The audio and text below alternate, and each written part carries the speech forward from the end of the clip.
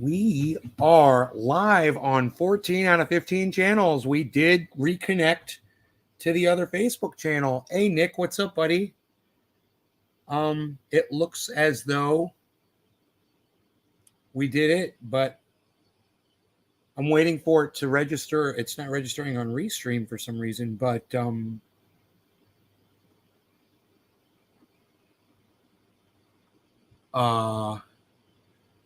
I see you guys are on Facebook, so it looks like we're live on Facebook. Hey, Debbie, Starlink. Hey, Token Dave, Zachariah Guidry, hello. I knew when my sound was good.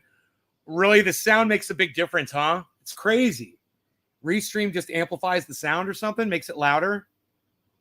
I don't know, man. My microphones are pretty far away, actually, right now. They're not even pointed at me. Discard and exit. Okay, let's go to my page here. See if it shows me. Yep, there I am. Oh, wait, it says so truckers can block roads, but BLM can't. Okay, that's the wrong title, but that's okay. We're live. So good. We can I'm going to just switch back to my other Facebook account. Switch back to my main account there. Well, I got to tell you, the Starlink install is so easy, man. Once you know how to do it, you pull it out of the box. I didn't even use the new cable, bro. I used the old cable, run through the wall, right? So I plug in the fucking satellite on one side. I plug in it was so easy, man. Plug in the router.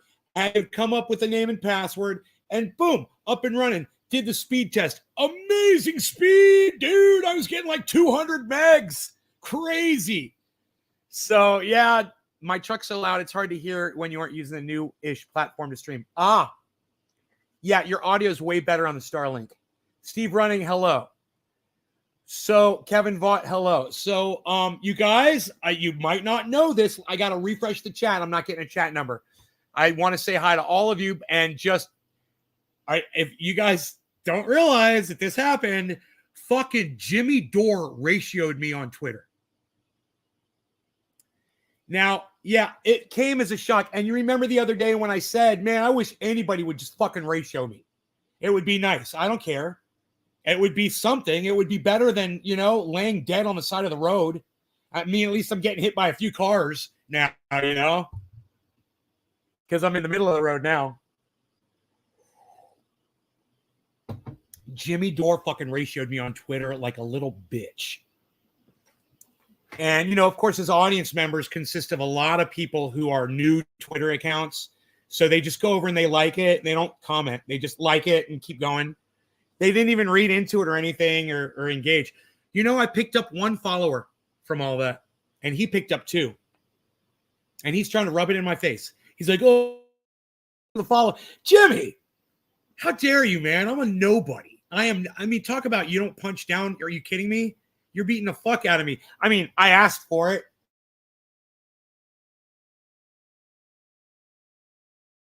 I'm getting some kind of attention. But the thing that's driving me crazy right now is I'm not seeing your chat. So let me refresh the chat again. I don't know what happened.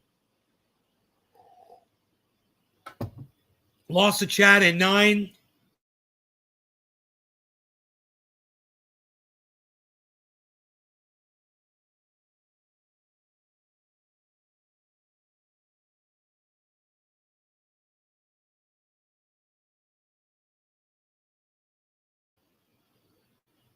You guys, am I live?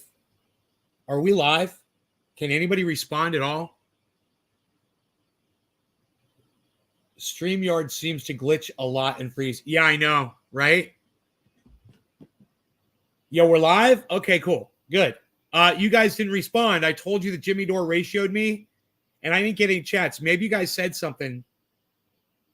Okay, thank you. All right, I'll go ahead and I'll say it again. All right, so I was on Twitter today, and you know me, I'm always pecking at Jimmy Dore, and he never responds. Well, today he fucking ratioed me. He responded, and he responded many times, and he's not happy with me at all. Too goddamn bad. Hey, stop platforming Robert F. Kennedy Jr. and stop platforming that Dr. Robert Malone and that Dr. other guy whose name I can't remember. John something or other from the UK. You know, maybe stop platforming them and pretending that I didn't bring any fucking food to set on your table, Jimmy, because I did. And that was his tweet was, oh, you come here and you put up all these videos with no context. I'm like, the context, bunk your guest. That's the context. Not to yell. Once again, I'm going to try this again. You guys are just leaving and nobody's saying anything. Okay. Token Dave is saying it's glitching. Nick Brown says it froze for a second. You guys, am I losing my connection to y'all or what? What's going on? Do we not have a good show here? I mean, I'm monitoring my StreamYard says it's perfect. I mean, there was a blackout 2 minutes ago. I don't know how long the blackout lasted for, but it says it's perfect. I mean, it's even in real time.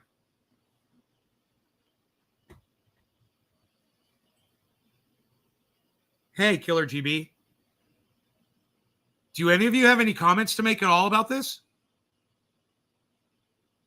All right, I'll say it one more time. Okay. So, I went on Twitter today. I fucking tweeted at Jimmy Dore. He fucking tweeted back at me a whole bunch, man. He got mad at me. He fucking started, like, you know, ratioing me on Twitter.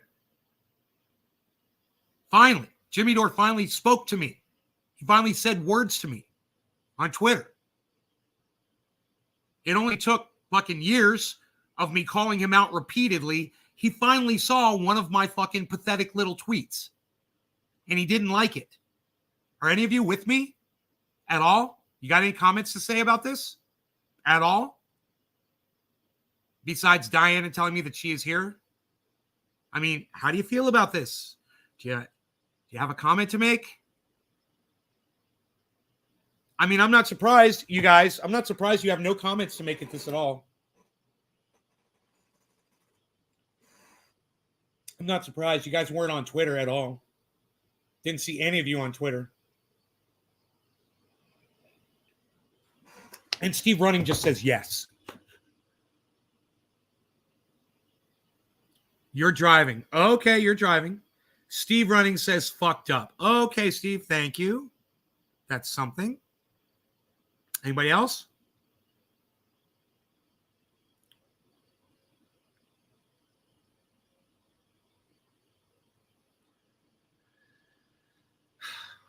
Oh.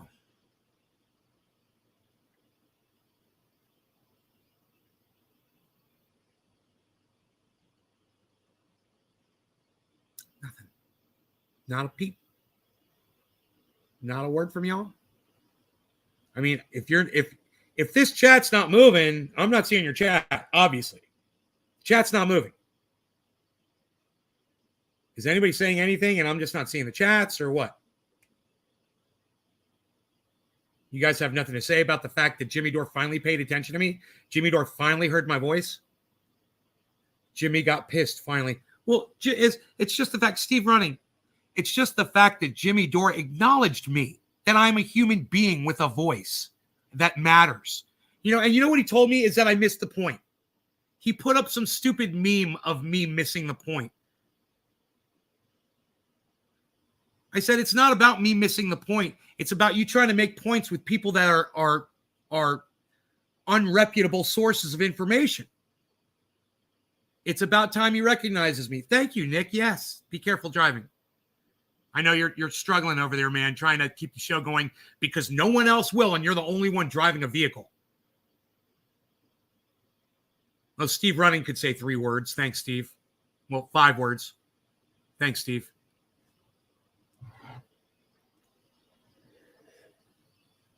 Steve Running is a man of many words.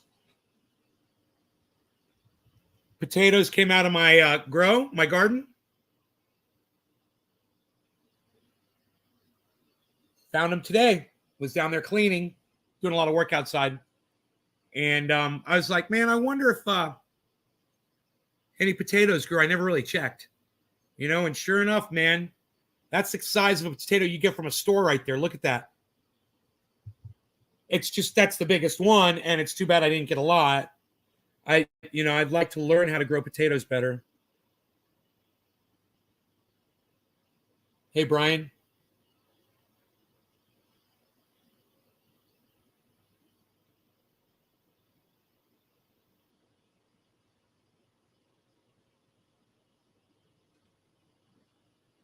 Man, I don't even know about this fucking audience, man. I have a feeling that one day I will find an audience. One day I will find an audience with enough people that are going to respond to me. It's just not today. It's too bad. You guys can't seem to cut the mustard, Take my advice or listen to things I talk about. You supported Jimmy Dore for even know who he was without you. Thank you, Nick. Wow, man. More comments like that, please. I'm going to go ahead and tweet that, buddy. All the fucking people that are just jumping on my shit on Twitter because they're fans of Jimmy Dore and not actually reading the context of what's being said or understanding it. At least Nick Brown gets it.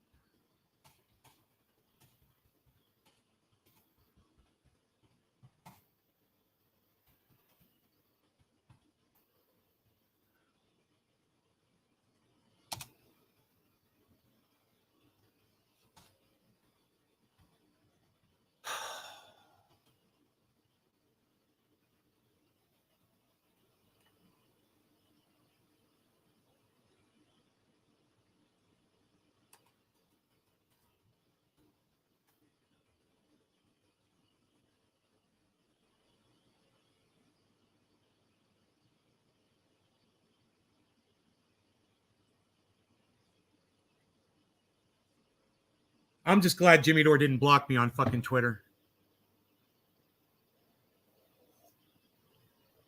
My fault. I've got you on in the background. Oh, it's okay, buddy. I'd rather you have me on than not. Did you fix the old dish or did they send you? They sent me a new one really fast. They sent me a whole new system, brand new fucking router, brand new fucking dish, brand new cable, everything. I already had. Oh, and by the way, I'm hardwired into it now. So there's no Wi-Fi. Remember the Wi-Fi? Yeah, man, I'm hardwired into it now. I bought the thing. It was $20. Finally got me on the radar. Yeah, Token Dave, right? It's crazy. He finally responded. And all the times I've ever promoted him and said good things, the only time that one time that he finally responds to me is because I said something, that I didn't agree with him on. And you guys, I don't know, the lack of interest you guys are showing in all this right now makes me not even want to bring up the tweets to show you what happened on Twitter. I mean, the fact that none of you bothered to go to fucking Twitter today while, Jimmy Dore was fucking destroying me and you gave me no support, it's like I don't even want to fucking talk about it because I know you guys don't care. Because if you cared, you'd be on Twitter fucking helping me. Not one of you was there. And I'm not saying like that other guy said, oh, I'm sicking you on somebody. I'm not. I'm just saying it would have been nice if you guys had even been there to see it, Hardwire's the way to go. Yeah, hardwire's the way to go. It certainly is.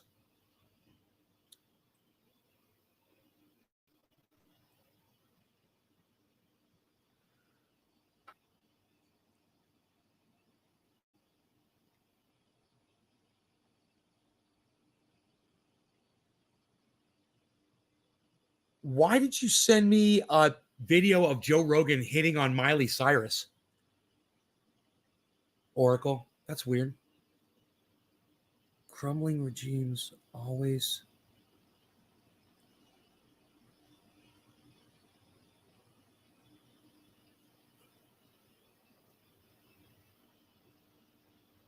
Crumbling regimes always resort to this. Well, can't please everyone, right? So, yeah, I'm not going to bother bringing up the Twitter feed to show you guys. Yeah, I think I'm just going to smoke a little bit. And I will find another audience, man. I'm supportive.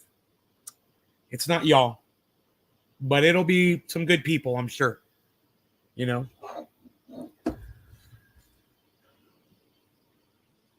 It'll be the audience that I deserve someday. I'm sure I will get them.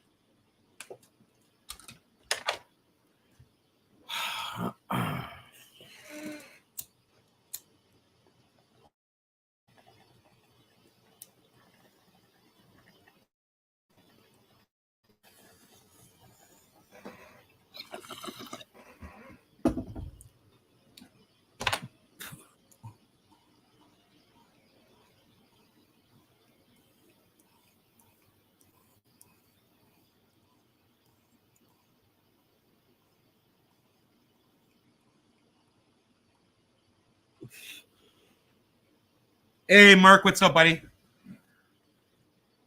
Nice to see you here, brother.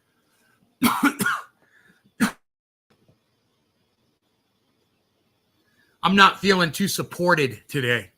That's good to see you.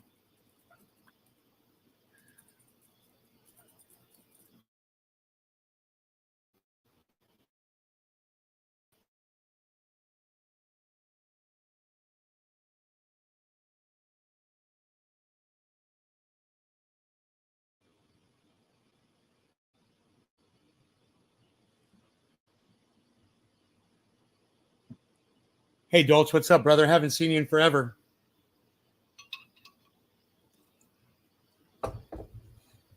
Yeah, and you know, just so you all know, I went on YouTube today and I debunked all of the bullshit that doctor was saying on Jimmy Dore's show. They've got a lot of videos on YouTube debunking that guy, that doctor. I can't think of his name, but yeah, the guy is just totally full of bullshit. And Jimmy sits there and puts him up on a pedestal and acts like he's gold. And you know, there's plenty of information. If I thought you guys gave a goddamn shred of interest in anything that I fucking say on here by supporting me on Twitter, you know, by speaking to me in the fucking chat, you know, by just coming to Twitter and fucking, you don't have to say shit to Jimmy. How about just coming on there and showing me that you're fucking there and showing some support?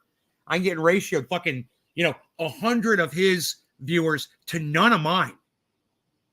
And none of them are obviously reading the goddamn context of it because they'd see that I was right because I fucking proved my point. And like I said, I could read it to you and I could prove it to you, but y'all just don't seem fucking interested in it at all.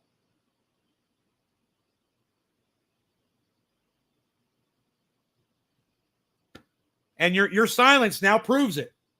Thank you. Thank you for proving me right. No, it was the one time I didn't want to fucking be right. And your silence has just proven that I'm right. Wow, man.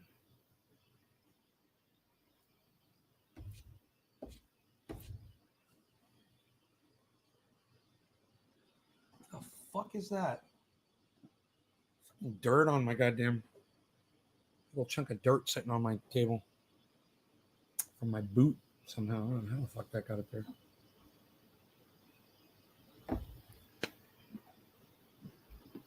I just don't know what we're talking about, so I don't want to say nothing stupid. Well, Big Mark, I appreciate you, brother.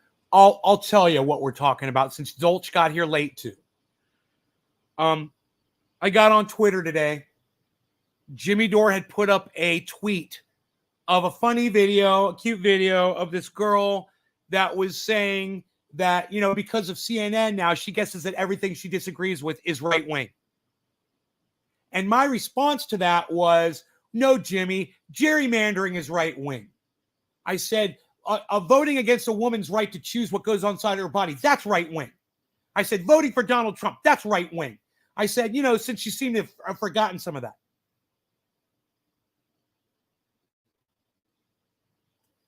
You've seen that. I wasn't talking about Malone, Turbo Jerko. I was talking about another doctor. You fucking dumb douchebag. I tried to call you a cunt and a douchebag at the same time. Came out Duke. Fucking cunt, douchebag. You fucking cunt, fucking. Let me just call you a dumb cunt, motherfucker. What are you talking about, Malone? Talking about this Dr. John fucking douchebag that Jimmy always has on his fucking show. The British guy. And that guy, go see all the doctors who are debunking that guy on YouTube. Not Dr. Robert Malone. You know who I'm talking about? The guy who looks like the Swedish chef from the Muppets? Is it the Swedish chef? Yeah. That guy. That doctor.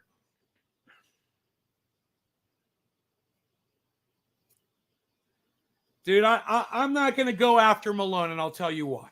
So he invented something, and that's supposed to make him an expert in the field. I'm just going to say he doesn't.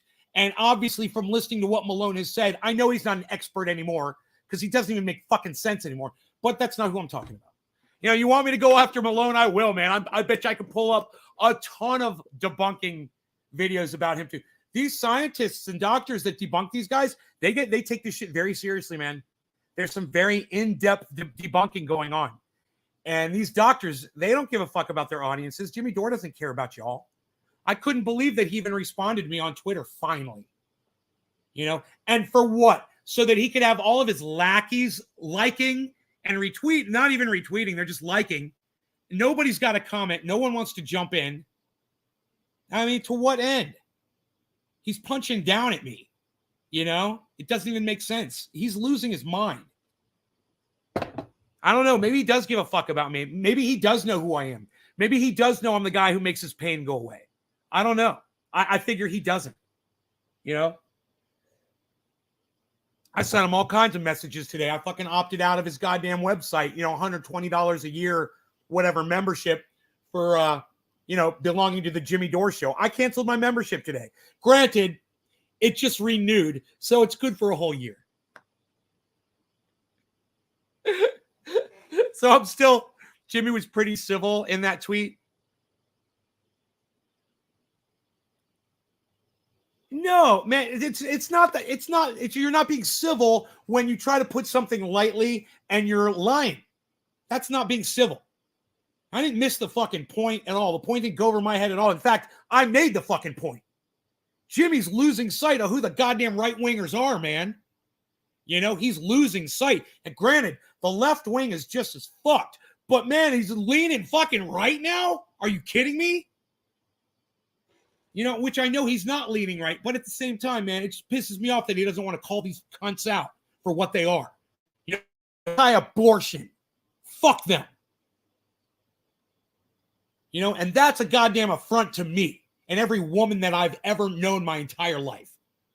You can't put these cunts up on a pedestal, and he keeps fucking doing it. And it's not just about the goddamn COVID thing. It's about a lot of things. Jimmy's been fucking up for years, man. You could make a goddamn highlight reel off of my show over 5 years span of every time Jimmy ever fucked up and I called him out on it because I was watching him closely, man. I watched all of his shows. You know, so when he wasn't making sense, I had to fucking call it out. I told him, I'm like, dude, if you just wouldn't talk about this subject all the time, I wouldn't have such a problem with you. But it's all you ever talk about now. You know, and then you use these stupid morons as pieces of straw to say that, oh, they agree with, that the fucking douchebag Republican senator agreed with Jimmy Dore. And he thought, oh, what a great man. This guy agrees with me. Dude, that guy's the guy that said, stop the steal, bro. Are you kidding me? He's the Stop the Steal fucking angel of the Stop the Steal movement. And Jimmy won't fucking acknowledge that while he's saying that the guy agreed with him on one point, you know, that our freedoms are being taken away. I think it's issue by issue these days. People on the left say no abortion, but they want to force you to inject something. Yeah, well, they're not really forcing you, are they, buddy? I didn't see Biden forcing you to take anything. I mean, unless you're an interstate trucker, and then I sympathize with you. You shouldn't be forced to fucking take an injection. I agree. Losing your job is force. Well, dude, you have to remember it depends on who you're working for. And if they say you need to get vaccinated to work for them, that's their business. And when I say business, I mean that's their fucking corporation that they own. And they can designate who works there and who doesn't. And if you don't want to lose your job, go get a goddamn vaccine like I did. And I don't even have a job, bro. I still got vaccinated and boosted. You know why? Because I didn't want to get so sick that I couldn't take care of myself. And I didn't want to get somebody else so sick that they fucking died. It's just about personal responsibility and taking a little risk for the rest of fucking humanity. If I get some side effects, I'll let you know.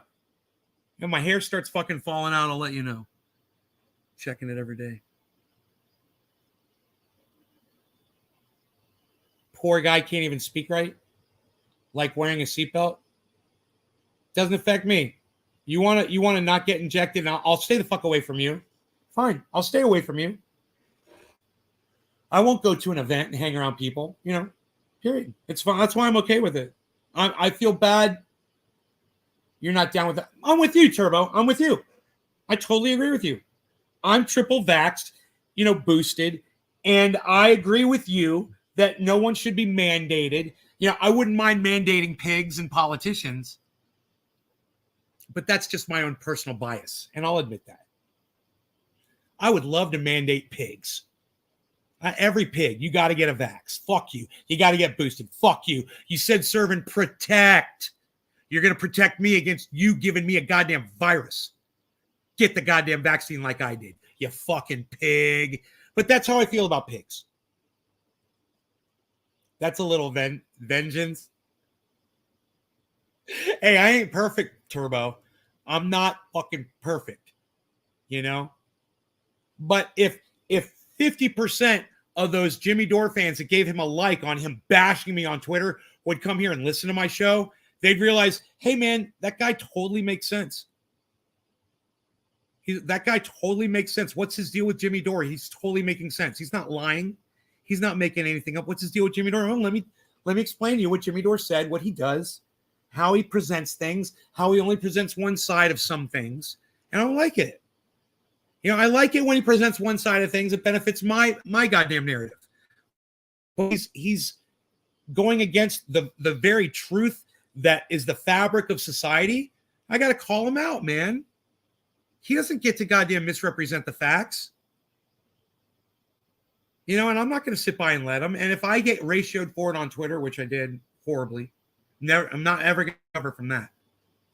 There's no coming back from that. In fact, his Discord group fucking followed me on Twitter. Jimmy Dore's Discord group of hundreds of people followed me, and a lot of you won't even do it.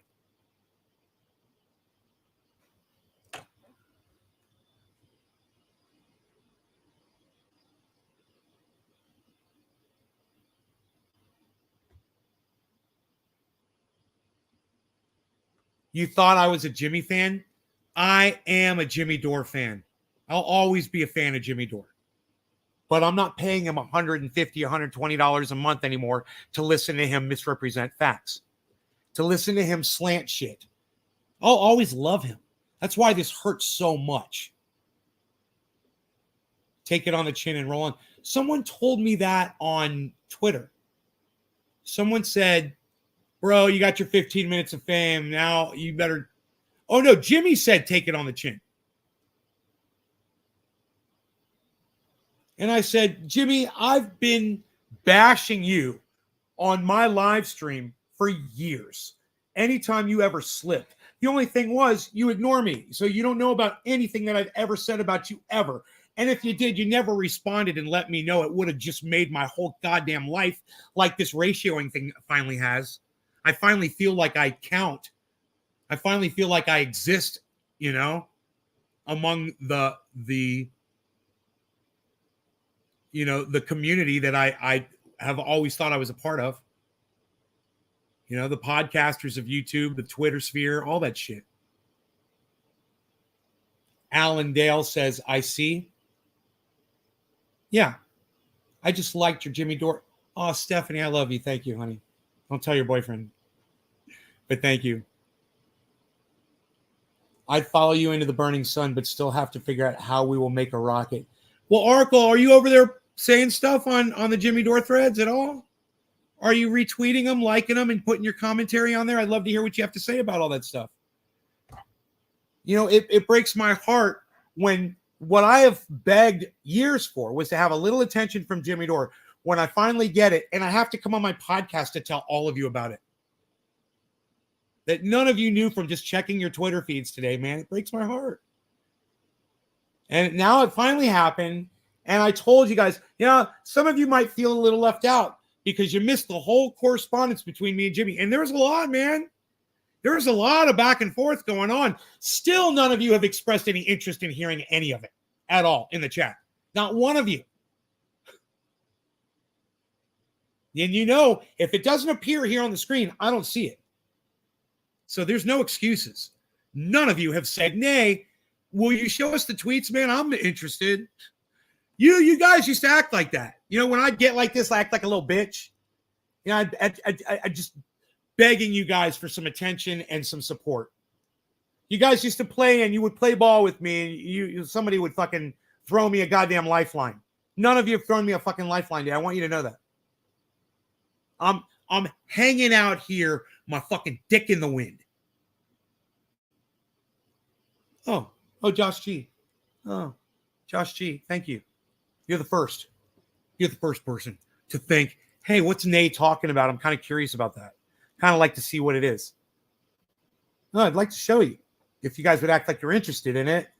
You know, you already proved to me you weren't being supportive of me today while it was going on. After I tell you every day to join Twitter, turn on notifications, come over there and support me, it would be so much fun. Jimmy Dore finally ratios me like a little bitch. Okay? And none of you guys know about it. We were all, I wouldn't be surprised. I'm trending by the end of the fucking day. He ratioed me so fucking hard. My butt hurts. He ratioed me so hard. I came here because of the tweet. Did you, Turbo? Turbo, were you talking to me on Twitter? Was that you that said 15 minutes of fame? Somebody said to me, they're like, hey man, are you enjoying your 15 minutes of fame? You better play it right. Somebody, is the best goddamn tweet. I got such a kick out of it. I retweeted it. You're talking about why you bizzling my bezel. Right on, Randy. I think today will be good for you. I bet on it. I hope so, man. I hope so. Because, you know, what I've ever wanted people to do is just listen to what the fuck I've got to offer. Because I think it's going to help a lot of people. I'm just preaching the truth, man. And not my truth. I'm just preaching the truth. And when I get shit wrong, I admit it. I got shit wrong. You know? Jimmy's got a lot of catching up to do as far as I'm concerned. Oh, Nick, I'm going to bring it up on screen. We'll talk about it. You guys are hilarious. I'm butthurt. Understand that. You know, he's really hurt my feelings. The big streamers rarely show the smaller streamers love. They think it takes away from them. Allendale Vergara, let me tell you something. Jimmy Dore interacting with me today means everything. And I only wish it had been on good terms. That I didn't have to fucking troll it out of him. All I ever wanted from Jimmy Dore was a little fucking attention, man. Seriously. You know? I've offered so much to that man. I've given so much to that man. And never got buckus back. And I didn't expect anything back. But I thought that if he was seeing what I was tweeting at him, he would at least respond and let me know. And that is all I ever wanted, was to have that conversation, man.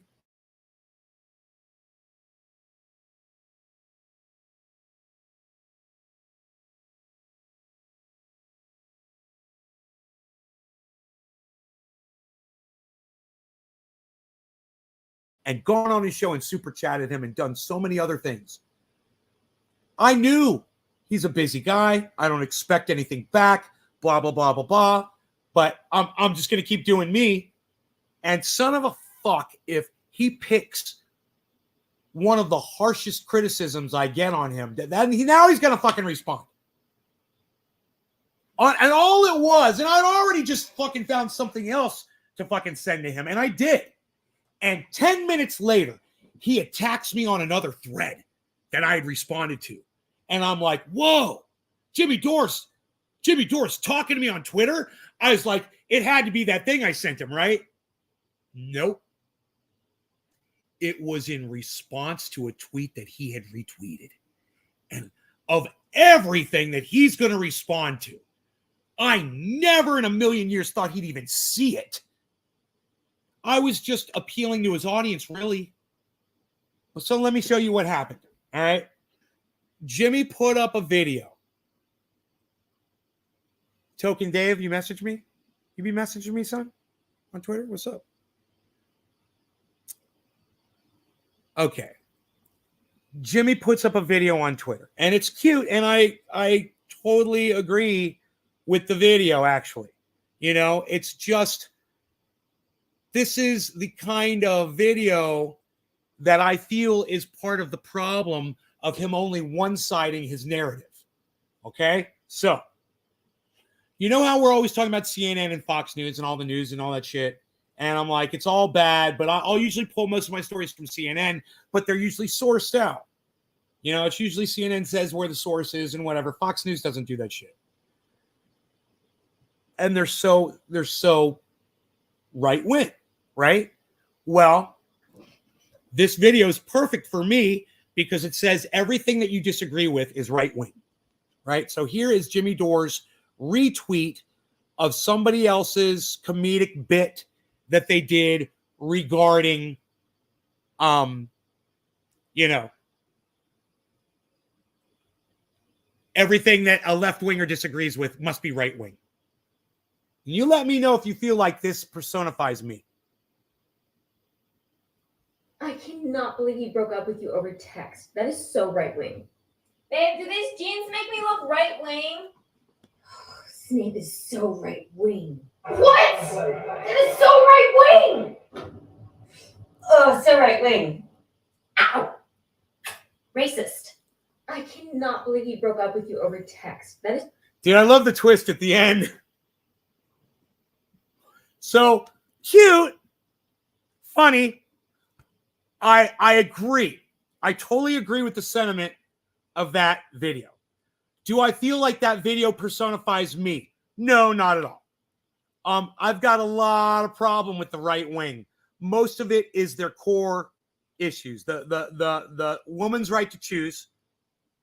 Can we drop that? You want to drop that? Gerrymandering. You want to stop doing that? You want to stop gerrymandering? We could talk about that. That's fine. And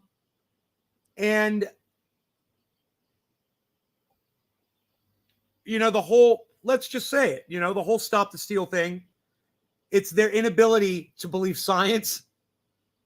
And I responded basically because you guys know how I feel, right? So this is what I said to Jimmy, man.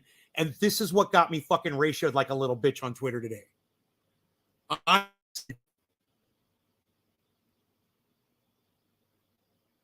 said, make this bigger so you can see it.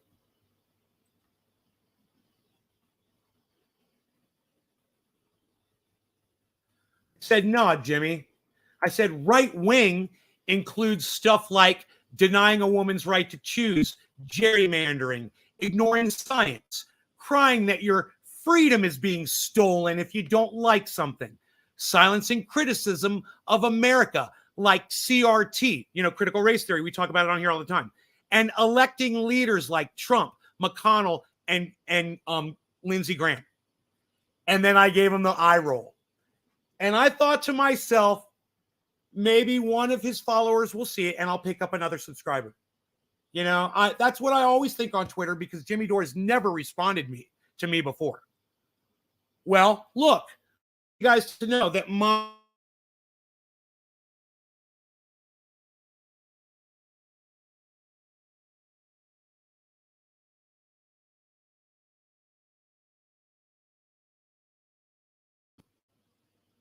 what's ratioing?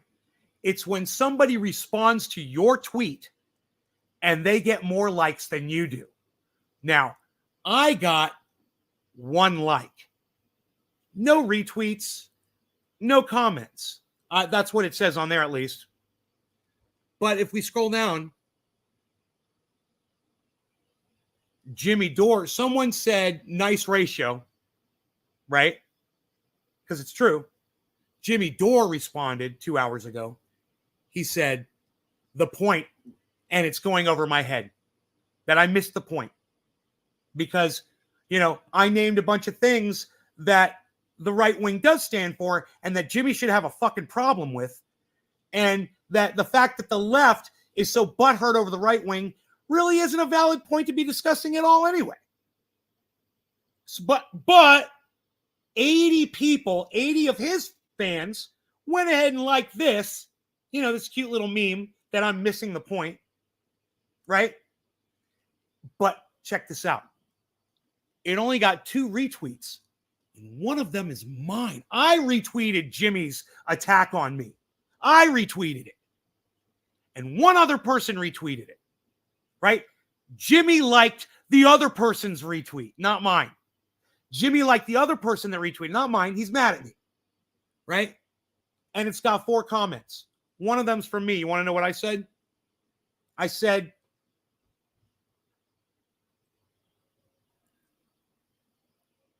God, why can't we see that?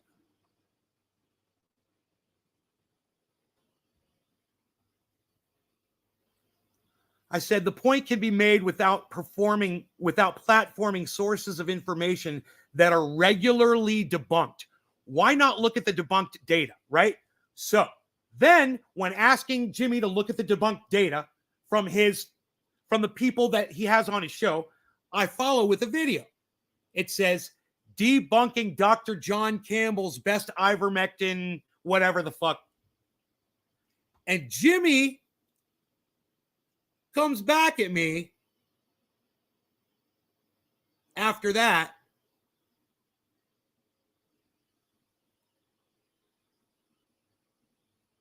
I don't know if it's on here, somewhere else, and says to me, God, there's a big thing. I got to find it. I don't know why I can't find it. Replies. Oh, maybe it's here. Oh, he says, this is Jimmy says to me. He's fucking trolling me. He says, see my previous tweet in this. Take care and enjoy Fauci. So now Jimmy Dore and I are going back and forth, right? And I'm sitting there in the kitchen. I'm doing Sudoku, and I'm just waiting for him to respond to me every time. And I'm just shaking my head, and because I'm talking to my friend. And my friend, I don't want to say anything, but I'm just going to say that my friend supports me in all of this. And so I've got this support, and I'm doing this at the same time, and I'm playing Sudoku. And I'm thinking about Fauci and how much I fucking hate Fauci, and I know he's a fucking liar, and I learned about that from Jimmy Dore. So I say this to Jimmy, because I see where this is going. Look, he's got 22 likes on that, right? 22. So it's not 80 anymore. And I say, what's sad here, Jimmy, is I hate Fauci too, but you think people are one-dimensional. I said, care to see any of your experts getting debunked? Again, I say to Jimmy, care to see any of your experts getting debunked, right? Totally giving the context of the videos. I say, anyone who knows me, and I'm waiting for one of you to fucking come in there and fucking defend me. One of you would have been nice, Anyone who knows me, know how I feel about Fauci. Okay, I misspelled nose. You asked me how evil he is with facts. Go back to the facts, Jimmy Dore. And that's all I'm telling him. Right? And I'm showing him that all these guys, this one guy, especially that he has on his show, is debunked all over YouTube by doctors and scientists and legitimate sources of information. And this guy's an idiot. This guy that did Jimmy Dore, what's his name again? I forgot his name. Dr. John Campbell. So I put up another video. And I'm like, Care to see any of your experts getting debunked? Jimmy Dore responded to this. And he said, makes no sense at all. He says, this is Jimmy Dore, guys. Thanks for posting videos without making any specific points.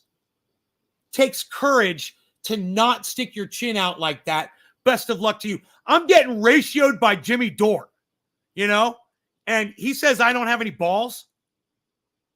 And I keep coming back for more.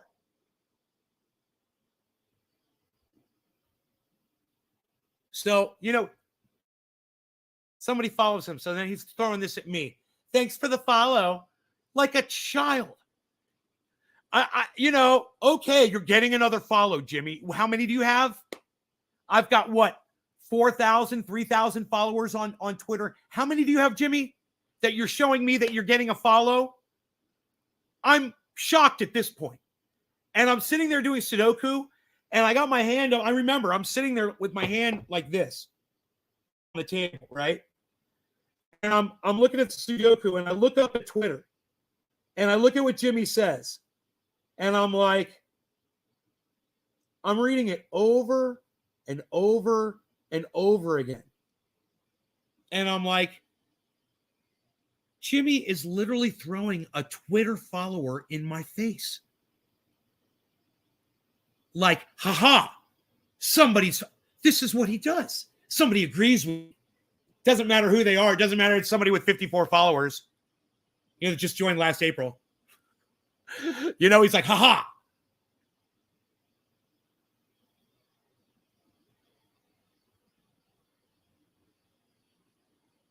So then somebody said to me, maybe Jimmy's actually a Russian bot.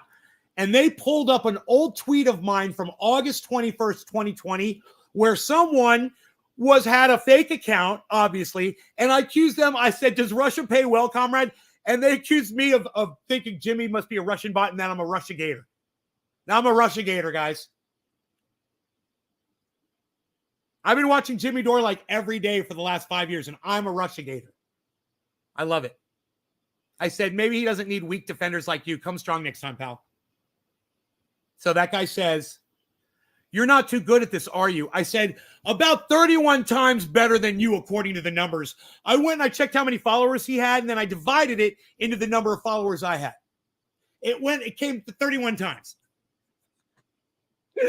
That one's probably going to go over that dude's head. Megsy, what's up?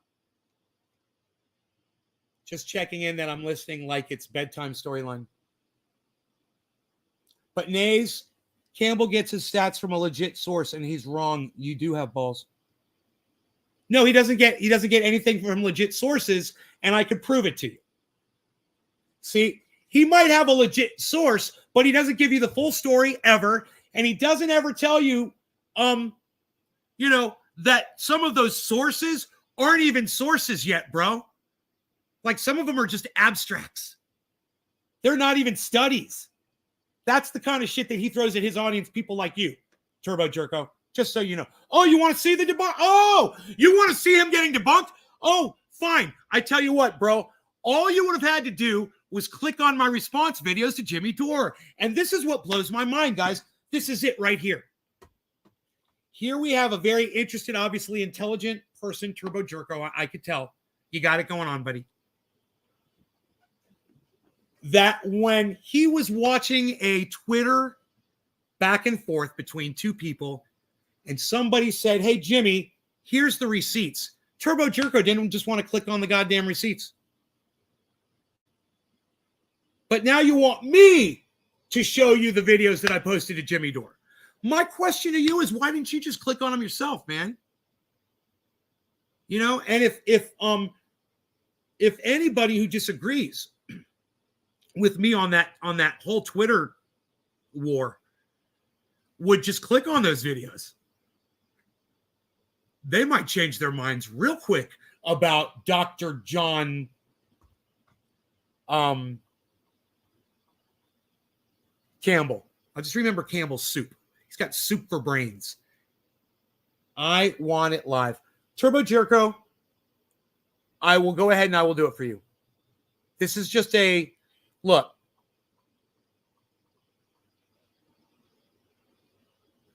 This one is a little bit more. Okay. All you gotta do is go into Google, go into YouTube, and you type in Dr. John Campbell debunked. And there's this one guy, this great doctor. He's got a frizzy afro, man. His name is Debunk the Funk with Dr. Wilson. I love this guy. You're gonna love him too. All right, check this guy out. He's just keeping it real. He's a doctor. I'm Dr. Wilson. I'm a PhD molecular biologist, and welcome to another COVID-19 debunking video. So he's a PhD microbiologist. You catch that? This guy's a PhD microbiologist. I think you're all going to love this guy. He's very nice. You know, I like nice people. He's nice, and he deserves to be heard. And I'll tell you how big his channel is. It's not big, okay? Am I being biased? Yeah, I love his hair. What can I say? He's not the only debunker, bro. This is the first one. I'm gonna show you so many videos debunking that mother. You're gonna be crawling by the end of this video. You're probably gonna leave. You know? The fro to expand the cranium. Okay. Anyway, look, he's only got 16,700 subscribers. But the video's got 65,000 views already. Yeah. So this week, hi, I'm Dr. Wilson. I'm a PhD molecular biologist, and welcome to another COVID-19 debunking video. So this week, I'm taking a look at Dr. John Campbell. Oops. John Campbell has a PhD in nursing education, and on YouTube, he has been a very active voice in covering information related to the COVID-19 pandemic. Now, I would say that early on his video... And I just want to say this one more time. I love Jimmy Dore. Jimmy, I just want you to know, if you ever see this video, I love you. I do. It really hurts me that you and I are going through this right now. I know that you probably are going to block me on Twitter. I'm never going to get to talk to you again. I'm sad for that. I want you to know that. But I can't just be silent like Kurt Metzger can be and listen to you say things to your audience that aren't true, and you're being lied to by your guests, and you're not pushing back. This gentleman right here does a really good job of pushing back against somebody that you hold in very high regard. And it's not fair to your audience to not have people like this on your show to push back against him.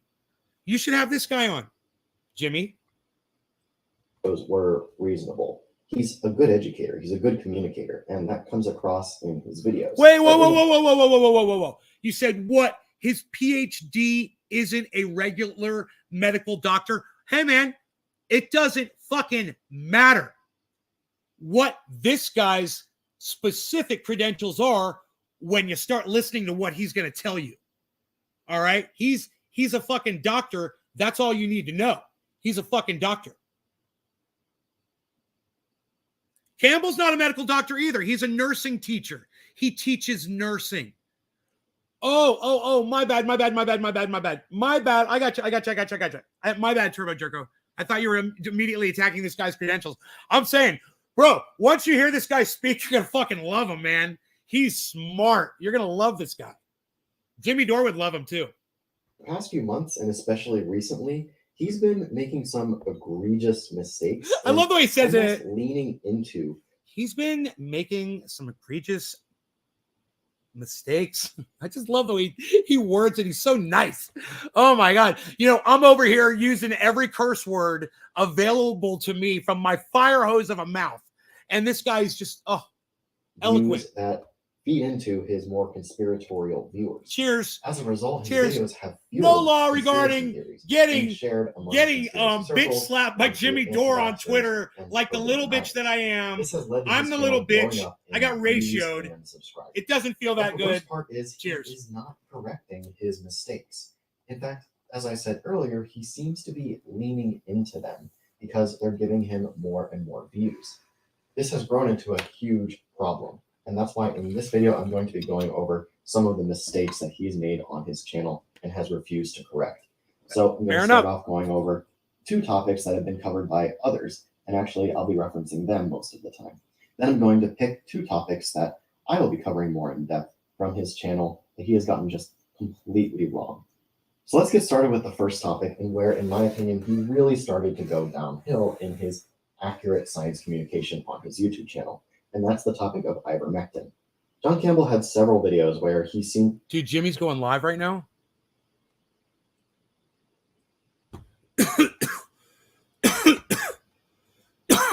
Thank you, sweet Lou. Love you, buddy. Holy shit. Jimmy Dore is going live. Why am I saying Jimmy Dore? Why isn't he just popping right up? Where the fuck is he?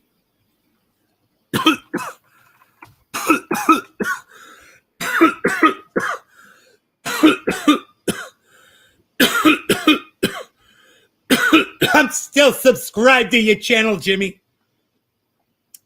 He's not live. Okay. You made me stop my whole fucking show. All right. You made me stop my show. He's not live. to be promoting this idea that ivermectin was On YouTube? effective in treating COVID. He would reference studies and incorrectly interpret them, all the while giving the... Jimmy won't block me? Oh, Jimmy's going to block me, bro. Jimmy's going to block me on Twitter. Watch. He's going to fucking block me. As soon as what I said to him makes just the smallest bit of sense, he's going to block me. I'll be gone. He doesn't want to hear it. And I'm sad. It makes me cry, bro. I didn't want to think about it. He's totally going to fucking block me. He'll block me. Impression that these data are looking really good for ivermectin. You know? But as I've covered several times on this channel, that is just... And other... You know? He might know who I am. Other science communicators who are well qualified to peer review... That's the thing that's always hurt my feelings the most, man. His mistakes with ivermectin. Dude, all I ever wanted to do was just give him free triage oil. And he insisted that he pay for it, man. And it really hurt my fucking feelings. I was like, dude, I'm offended, man. I mean, thank you. It's so expensive, you know, $360 he gives me every time. And I'm like, thank you. That's amazing. The least I could do was join his fucking, you know, and that's,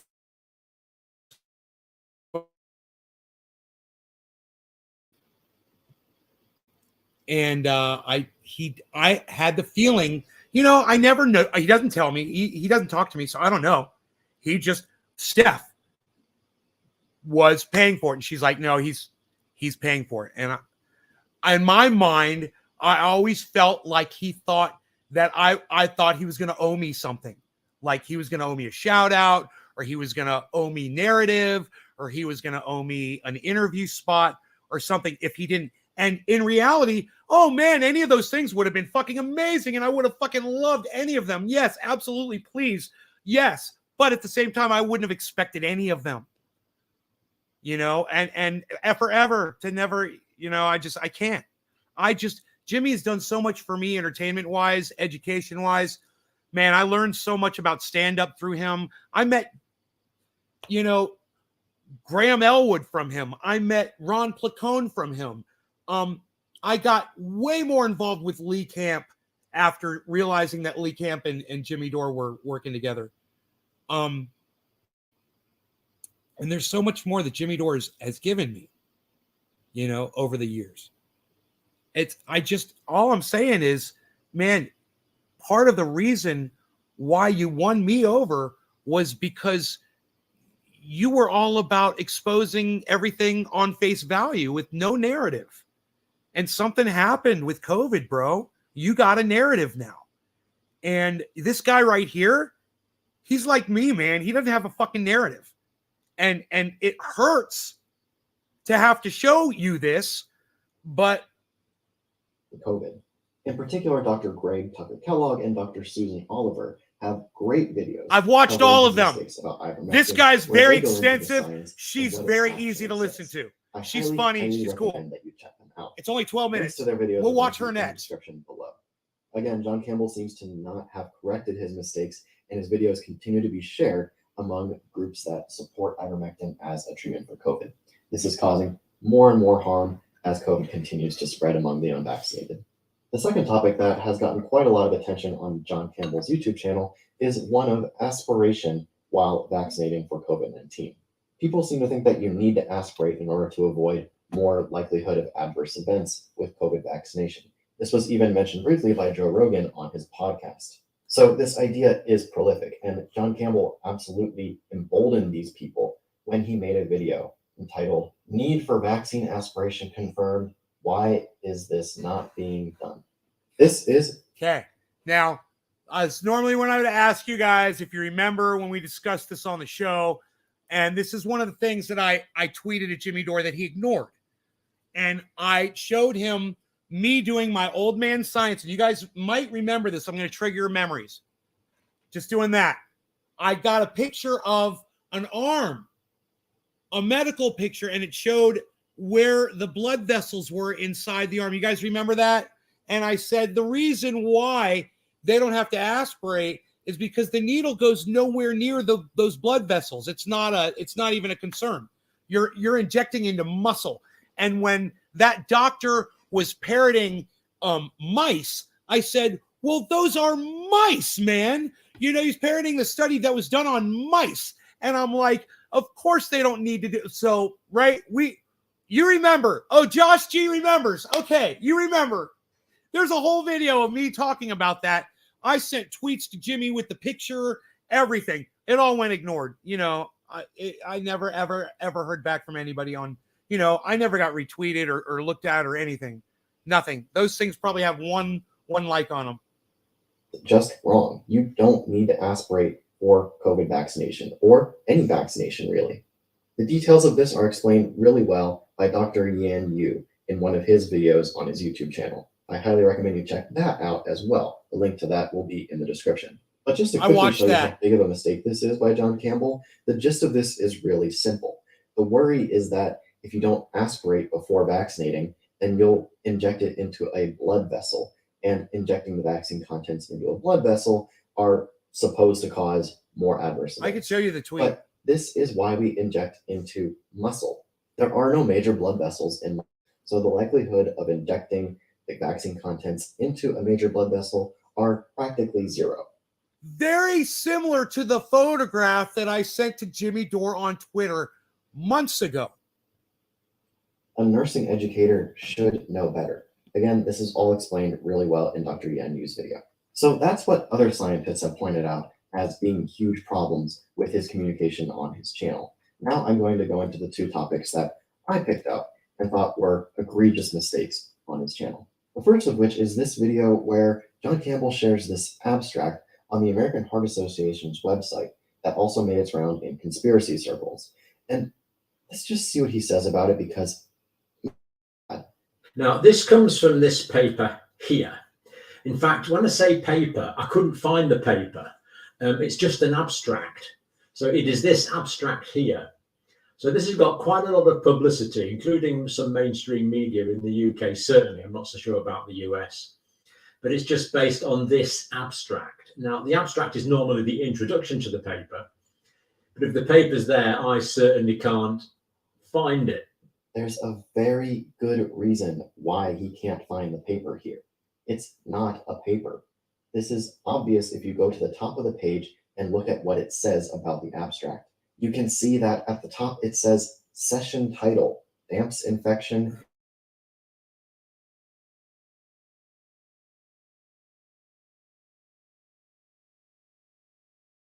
When scientists are going to give presentations at conferences, they often submit abstracts to the conference so that the conference can make a program where people can read the abstracts and decide what to go see. And sure enough, if you look on the American Heart Association website, you can find that this was one of 7 abstracts submitted to this particular session at this particular conference, which was an online poster session.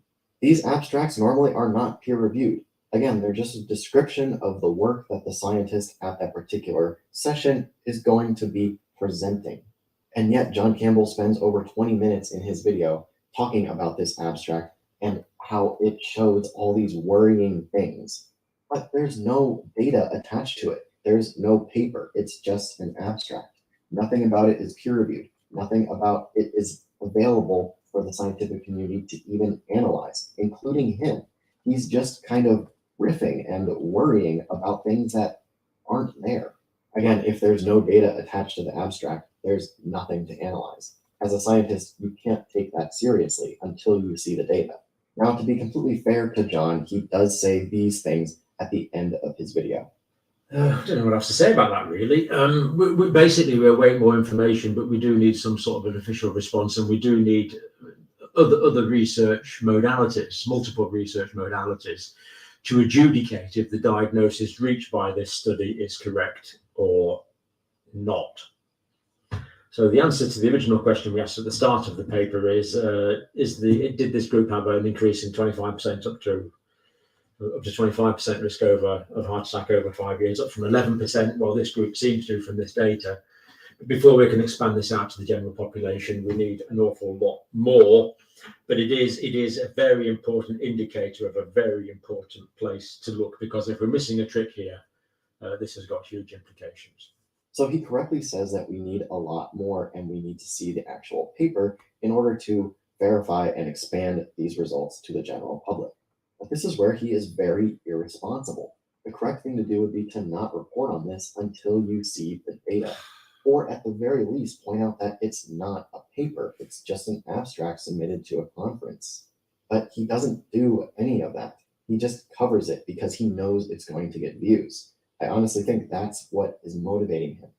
Now, I also want to point out that I said these kinds of abstracts don't usually get peer reviewed, but in this case, it was. The American Heart Association actually asked the authors to correct or make changes to many sentences in this abstract because the claims were so strong and unscientific in the context of what they were actually presenting. You can read about these changes and see the edited abstract on the screen now, and I'll provide links to these in the description. So you might be wondering, did John Campbell follow up and cover these corrections or even correct himself in the first place? No, he didn't. And moving on to John Campbell's most recent and arguably I love most that egregious part. mistake He's on like, his YouTube channel, no. at least that I know of, we come to this idea that COVID-19 death certificates that only list COVID as the cause of death are the only true COVID deaths. This comes down to a deep and basic misunderstanding of how death certificates are filled out. John Campbell should know this. He should know better. And I've made several videos before on this channel debunking this same exact claim. But let's hear what he has to say about it, and then I'll respond. I'm doing this as a single video because I'm still processing this information. It's really quite profound. Now, this is from a Freedom of Information request. Deaths from COVID-19 with no other underlying cause. In other words, people that were otherwise healthy, that don't have heart disease, that don't have lung disease, that don't have diabetes, and yet died of COVID-19. This is so bad. I honestly don't know whether or not John Campbell is purposely misleading his audience for views at this point. I just don't know. What he doesn't seem to understand here is how death certificates are filled out. If there is no underlying cause, that doesn't mean the person is healthy. When it comes to filling out death certificates, take COVID-19 as an example. This is the norm of what you would see. You would see someone who maybe died of respiratory failure. This respiratory failure would be a cause of pneumonia, which would be a cause of COVID-19.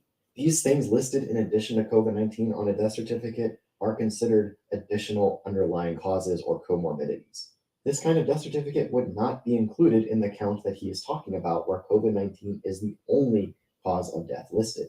It is absolutely ridiculous to say that only death certificates that have COVID-19 as the sole cause of death mean anything in this context. So yeah, it's not as simple as this. I'm not saying that it's 17,000 only. I mean, we're talking about numbers here. We're actually talking about people's lives, of course, but I'm not saying it's only 17,371 people have died from COVID-19, but where that's the only cause on the death certificate, that's what the Freedom of Information requests are saying. So that is worth thinking about, reflecting on, and that's about as far as my thinking's got on that, really. But it is really quite profound.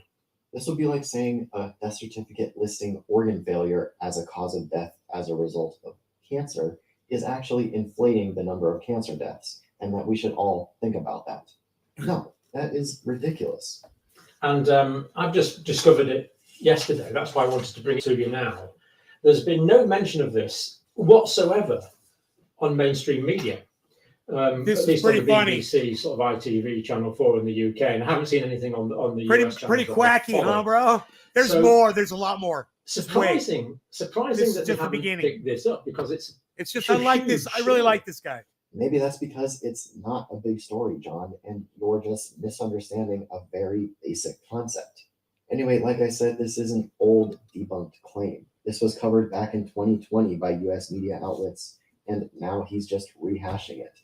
And although it's not being covered in mainstream media because it's not a big story, he has now sparked several anti-vaccine and COVID denying groups to report on this story. See, this is and the share his problem, video. man. Do you remember the Kraken? Do you remember that woman?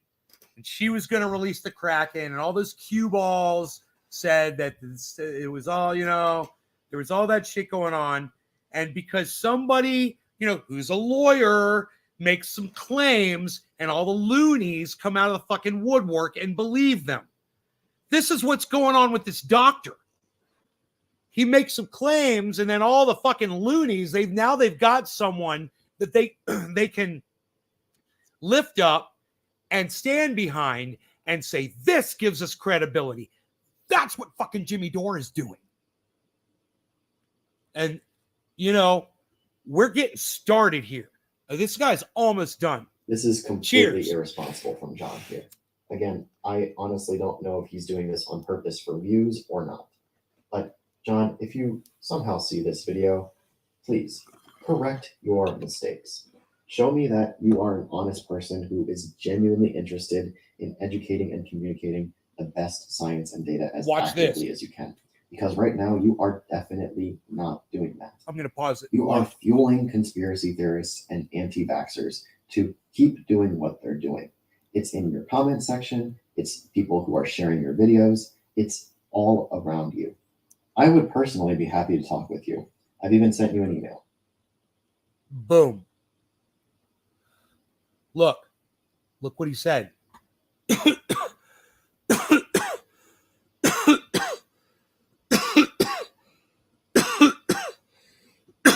Hi, John. My name's Dan. I'm a molecular biologist, and I make YouTube videos in my spare time. I and several other scientists who make content on YouTube are concerned about the messages you've been sending through your videos lately. I've linked my channel and videos from some of my peers who have critiqued your messages. I'm hoping that your intentions are to genuinely educate your audience to the best of your ability and that you will be receptive to criticism. So let's start a dialogue. I'm not asking for a public debate conversation. I'd just like to discuss your work. Hope to hear from you. He gives these scientists, and now you guys are going to see these scientists.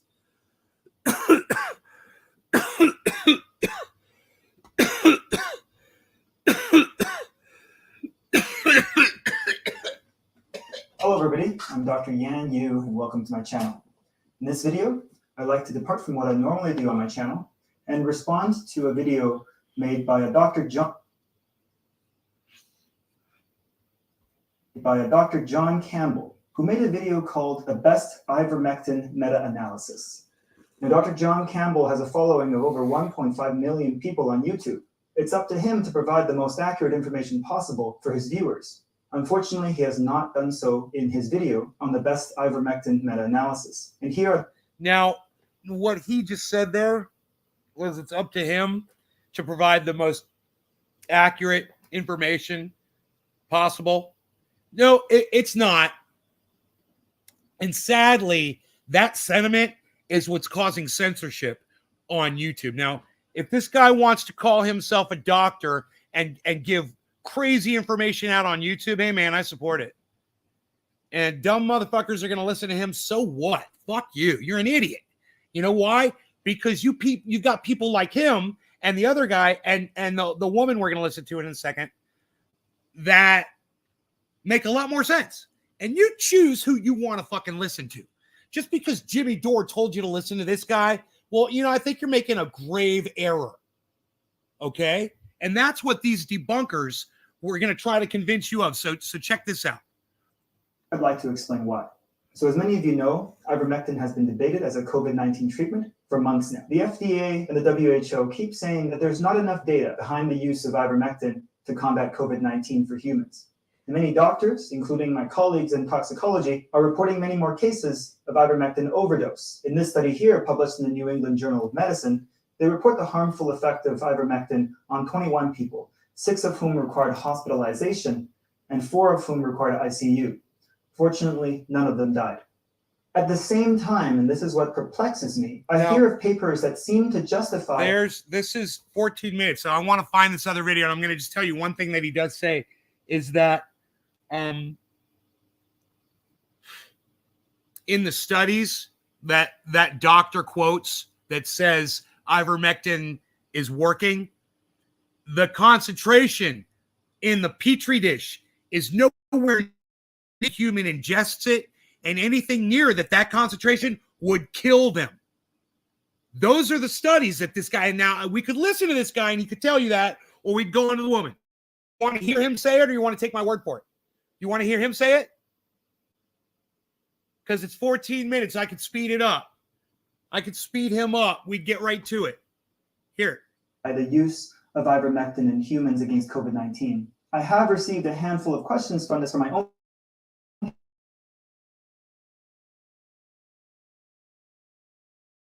I'm a researcher, but I like myself are all okay. So here's a medical doctor right here. Here's an actual medical doctor. Taught how to critically appraise medical research while in medical school. This is a course. Oh, you guys want to go to the next? Look at y'all. You're like, move on. You're gonna take my word for it.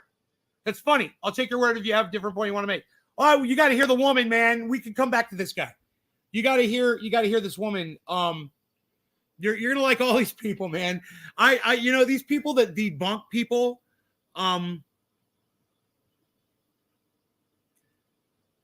there's an attractiveness to them all. There's something about people that just want to tell me the truth. I'm just really drawn to that. I want to hear them. I want to hear them tell the truth, not their truth, but the truth. And I think that one word makes a big difference with Jimmy Dore. Is it their truth or the truth?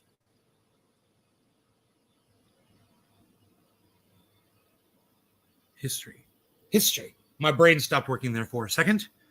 All right, check her out, man. Back to the science. This woman's fun. She's fun. You're going to have fun. And 12.7 million people. You're going to have fun. You're going to have fun. Let's just have fun with this. We're going to have fun. We're just going to have fun with this. Even if it doesn't want to play. It's Oliver, and I'm a scientist, and back there is Julie Oliver, and she's a dog. Now, a number of you have drawn my attention to the fact that Dr. John Campbell has recently published a video entitled Freedom of Information Revelation and suggested it needs debunking. Well, Julie and I have had a look at the video, and we agree. It definitely needs debunking, starting with the title, because there was no revelation. Let's look at how John introduces the subject. Freedom of Information request. And the Freedom of Information request was answered by the Office for National Statistics, and you can read the actual report there. Now, this actually came out last month, and I've just discovered it yesterday. That's why I wanted to has it on. There's been no mention of this whatsoever on mainstream media, at least on the BBC. Jimmy wants to tell the truth. I know, but that's like Hillary Clinton saying, "I want to tell the truth." You can't not tell both sides of the story. You can't not tell all sides of the story. You can't just hide things or not discuss things, or you can't just put someone on your show and call them an expert. Bro, that's not wanting to tell the truth, man. That's not wanting to tell the truth. Wanting to tell the truth is not ever having this guy on because you researched him yourself and you found out he was a quack. Now you're standing behind this product called ivermectin, and the science that this guy's giving you is fake science. It's just, this guy's really manipulating Jimmy Dore. TV, Channel 4 in the UK, and I haven't seen anything on the US channels that I follow. So surprising that they haven't picked this up, because it's a huge story for media to cover, and they haven't. Now, John appears to be attempting to appeal to those who like to think that mainstream media is hiding the truth from us. And if you've ever read the comment section of his videos, that is a lot of his viewers. So John is asking, why haven't the mainstream media covered this newly revealed information? Well, the answer is simple. It isn't newly revealed information. If you read the answer to the Freedom of Information request, it specifically points out the report where this information is published on a quarterly basis. And it isn't just in a report.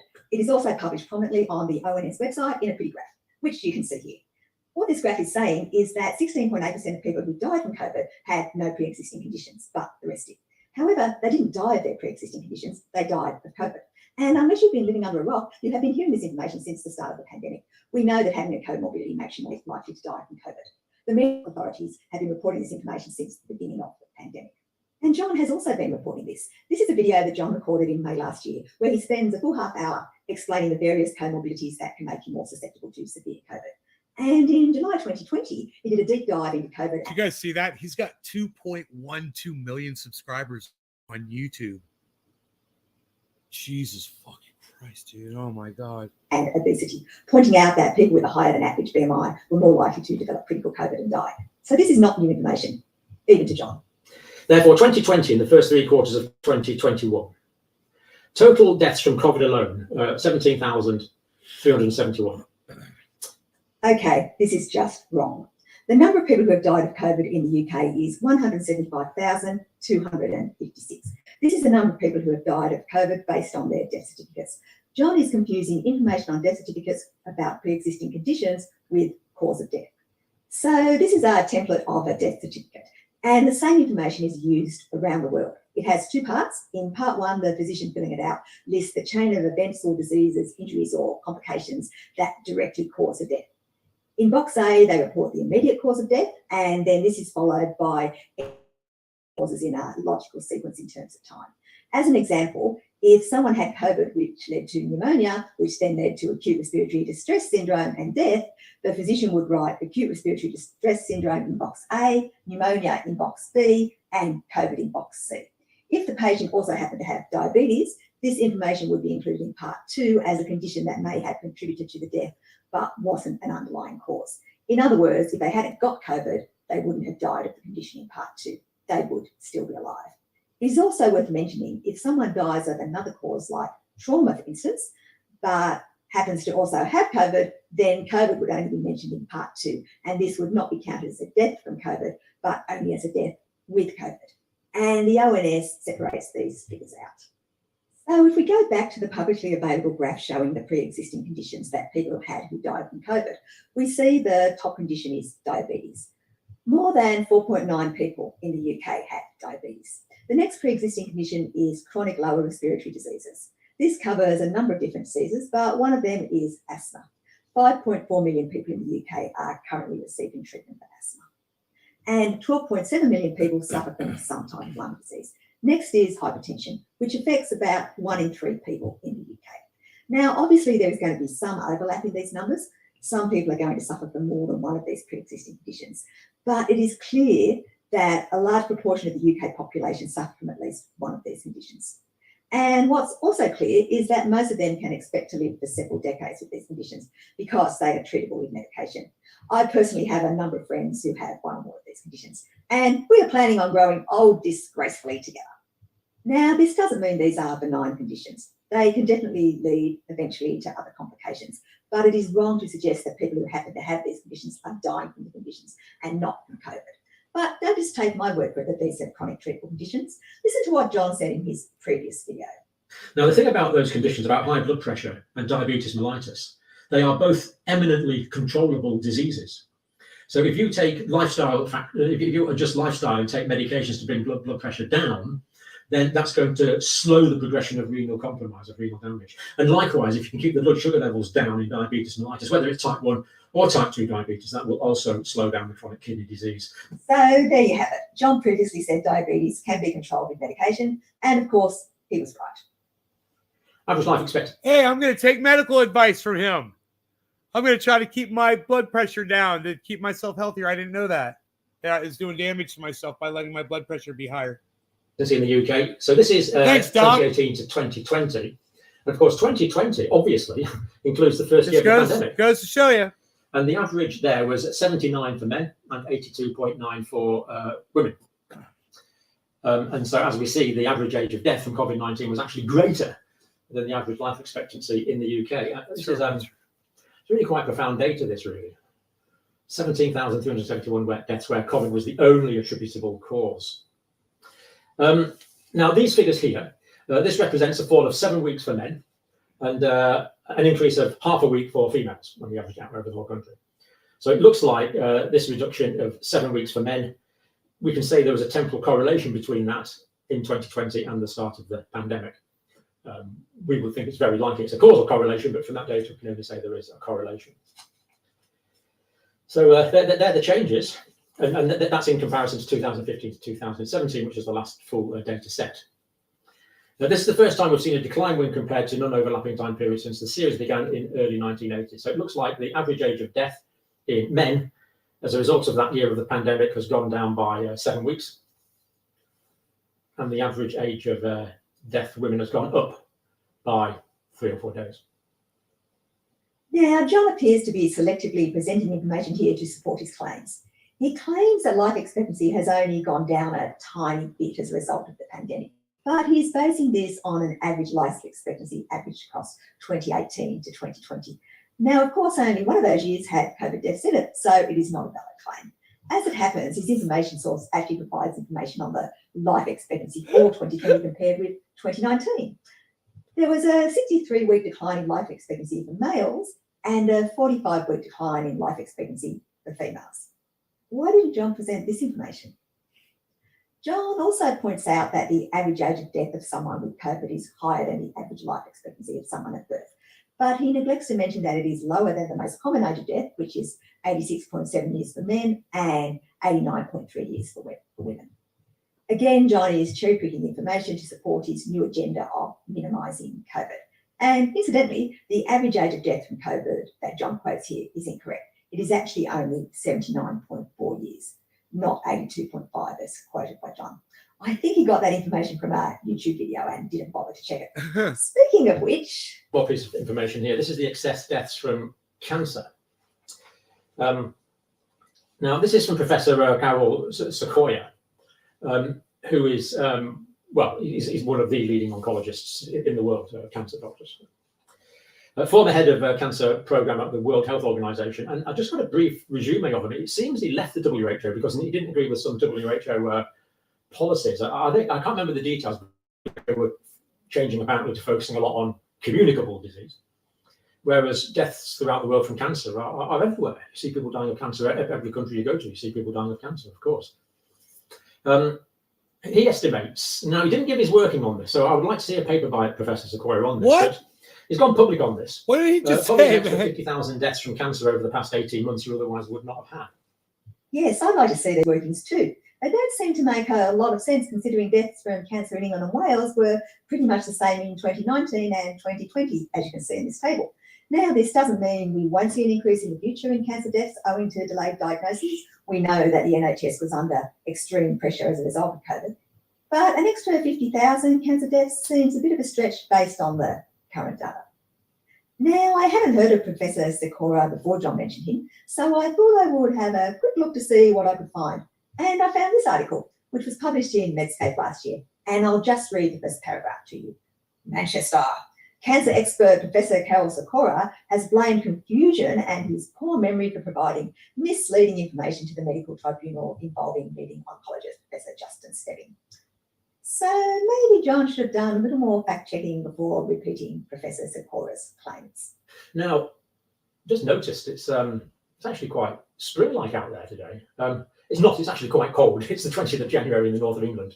We'll have a look out the window, see if we can experience one of life's one of life's great experiences, really, the sound of birdsong. Let's just have a look, see what we can see. Just swing this camera around if that's going to work.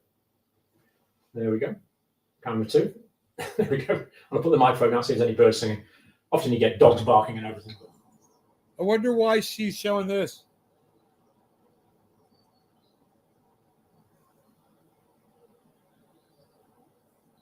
Here, we'll go to the next one. Check this out. There you go. Well, I heard a little bit there. I hope you heard something as well. Isn't Here, watch this.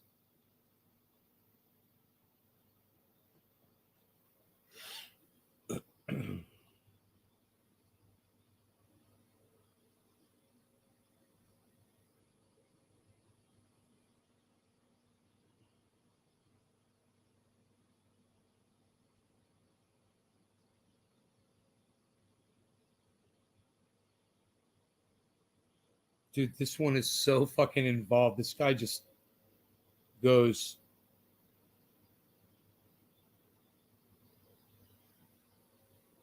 This guy's just full on about misinformation. Just basically the point on This the is just concentration random. curve where it reaches roughly basically 50% of It's an hour, activity. 20-minute video. I'm just And randomly this is somewhere in the reported video. Micromolar. It's also reported in as a log base 10. And then there are these other things, efficacy, so closer to minus 100, the better. Yeah. And then max response is the largest response. So these are various things. As you saw on the previous data, on this kind of data, these curves don't always give us a good fit. So that's a general truism for this type of screening data. So some of these are going to be blank, and that means that they didn't give a very good fit. And so it would be meaningless to talk about, say, an AC50 for this assay for this molecule. I checked because this case, the sample IDs are not always, don't always convert to a common name. So not all of the common names of the top ones show up from the paper in the same way here, but those that do show basically the same results. So I've confirmed that the results hold up. This really is basically the same data as from the paper. So what we can do is we can say, okay, ask, now if we see here the, where am I looking? Oh, in there. I'm looking, the real thing is the AC50. What is the micromolar concentration where you get 50% of the maximum fit? And so we see that, and I can sort this. Let's sort this from smallest to largest. Dude, And I'm one thing telling notice down you. here is that it stops at 453. So we don't get any after Let's go back to the 453. beginning. Leave comments and let me know your questions and your input on this. Okay, so let me start by just addressing the question, why this video? Why do this video at all? Well, Dr. John Campbell has had a huge influence. He's been making videos for a long time, and he's developed an increasing following during the COVID-19 pandemic through his YouTube channel. He has something like 1.3 or more million followers. He puts out videos every couple of days, so it really draws a lot of And followers. this guy's got In 2,000. that, he is 2,810. his clinical background and scientific training is really valuable. So he has extensive clinical experience and extensive clinical training. So he has been a professional nurse and also teaching. So he's been a teacher of nursing for many years, for decades. And he also has a PhD. He got a PhD in international nursing education, teaching bioscience, and he's very passionate about teaching. And I'll add this, that actually he's really good at it. He's really good at making these YouTube videos. He tends to be informative. He tends to be dispassionate.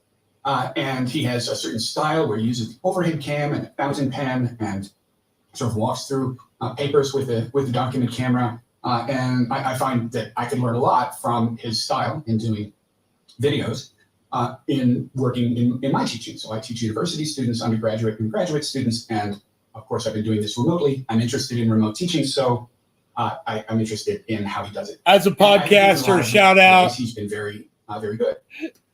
His area, though, is really at the clinical area. And what I've noticed, in particular on this video, the video that I'm responding to, is that he tends to get a lot of things wrong. He misunderstands some things when he gets to the cellular and molecular level. And as those misunderstandings turn into mistakes, those mistakes turn into misinformation, and misinformation is dangerous in a global pandemic. And so that was what prompted my decision to respond to that video with my own video. All right. Now, a day after he posted that video on the Pfizer's new medication and ivermectin, he posted another video because people who had shared his video on, say, Facebook, they had that video flagged as misleading or false information. And he posted a video where he really took down the fact checkers. And part of that was just missing their qualifications because they were journalists, they weren't scientists, they had no in the way you described it, they didn't really have the relevant scientific training. So while I'm against arguing from authority, I do think it is worth just putting out my credentials for this so that at least where I'm coming from is clear and where I'm not coming from is clear. So who am I? Why should I have the right to criticize Dr. Campbell as such an enormous following and is so good at what he does? My background is not clinical. I've never treated patients. I've been a patient, but I've never treated patients after the Boy Scouts first aid class, I guess. But I do have a PhD. So I did my PhD in molecular biophysics and biochemistry. I got my PhD from Yale University in the early 1990s. I did my postdoctoral fellowship in the Department of Biological Chemistry and Molecular Pharmacology at Harvard Medical School. After that training, I went into biotech. So I had a career, basically the first half of my career, or more, slightly more than that, after my postdoc was in biotechnology and drug discovery research. And that eventually brought me to Singapore. Then I moved back into academia. So I'm currently a professor in the Department of Biological Sciences at the National University of Singapore. And I want to be clear that this video represents me. I'm representing myself as an individual. I'm not representing my employer. The other thing in terms of criticism, because I noticed when I put out a short video about whether I should do this video, I got a lot of people questioning whether I was being paid off to be critical of Dr. Campbell. And the answer is no. I have no conflicts of interest. Not only I don't hold any financial interests in any company with vaccines or developing vaccines or with treatments or developing treatments for COVID-19. I don't do any consulting for any of those companies. And furthermore, my YouTube channel is not monetized. So this video doesn't make any money. I don't make any money from YouTube. And if in the future this channel is monetized, I promise today that this video will be forever excluded from that monetization. So now an outline of this talk. So this video. So you deleted one of your follow along the lines of Dr. Kemp. Oh, thanks, Turbo Jerko. You deleted one of your tweets at me. Thanks, buddy. I appreciate that. Dami, man, yeah, keep smoking the cannabis, man. Your other doctor's correct. This video. This is the video that I'm referring to, where he described the new Pfizer drug and ivermectin, and he says this is a new Pfizer antiviral and ivermectin. Hey, hippie chick. A pharmacodynamic analysis. I want to start just clarifying Dr. Campbell's Nick. claim that he makes in this video. In his video, and hey, I will James. introduce the drugs. So there are 3 drugs of interest. There's Pfizer's new molecule, there's ivermectin itself, and then there's another drug that is part of a co-administration with Pfizer's new molecule in the formulation that Pfizer has in the trials. I'll discuss the target, the 3CL main protease from the SARS-CoV-2 virus, how that target works, and how these drugs, or at least how the Pfizer drug interacts with it. And then I'll walk through the claims that Dr. Campbell makes along the way. And while it's not universally mistaken, but there are some mistakes and misinterpretations and misunderstandings. And I'll touch on some of those and then bring that together in why the central claim that Campbell makes in his video doesn't hold up. So this is the central claim. The central claim for Dr. Campbell in that video is that Pfizer's new antiviral protease inhibitor, PF07321332, uses the same clinical mechanism of action, or he calls it mode of action, as ivermectin in treating COVID-19. Wow.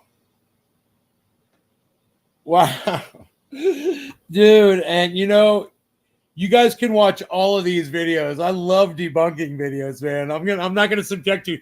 This guy's get into it, man. And I know you guys don't want to watch that. I don't even want to watch that shit right now. But imagine the amount he goes on for another hour and 10 minutes, just getting all sciencey and shit, man.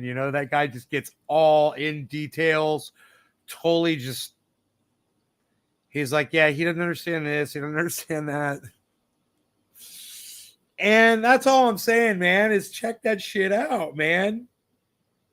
The guy makes a lot of assumptions, and one of my favorite debunkings is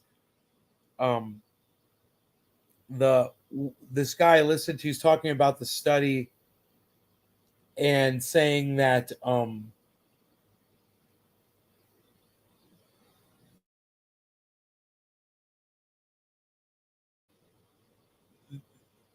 that it was made, there was this one thing, it was just made as a kind of like a fictitious thing. He's using it as like fact. It's like it was like a what if type scenario. And then he did a whole fucking show on it. I kind of felt bad for him.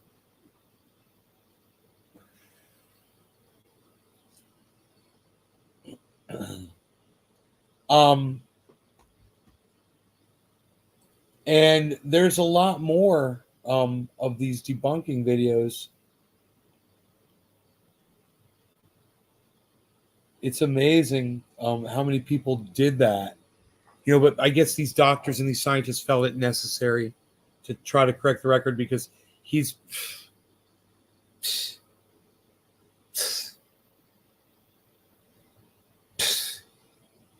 unreal, pal. Nobody's not got the full cup of coffee anymore, palsy walsy. How many cups of coffee have you had today already? You've had enough. You've had enough there, palsy. What have you done? You don't do it like that. Nobody's doing it. Not gonna do it. Not doing that, palsy. No way, no how.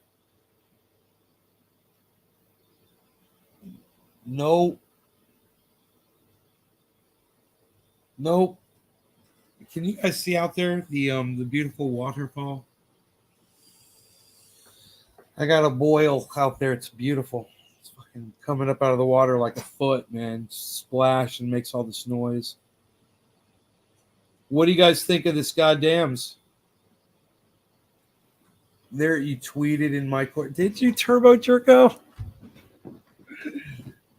I want to see it. Thank you, man. Let me see what you did. What'd you do? What did you do, yo? What did you do?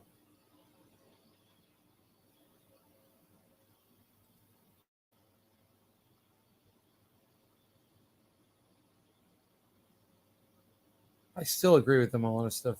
Thanks, Nick. I miss goat milk for the love of God. Can someone think of the goats? What? What is that about? Why is that tweeted at me, Lee Camp, and Ron Placone?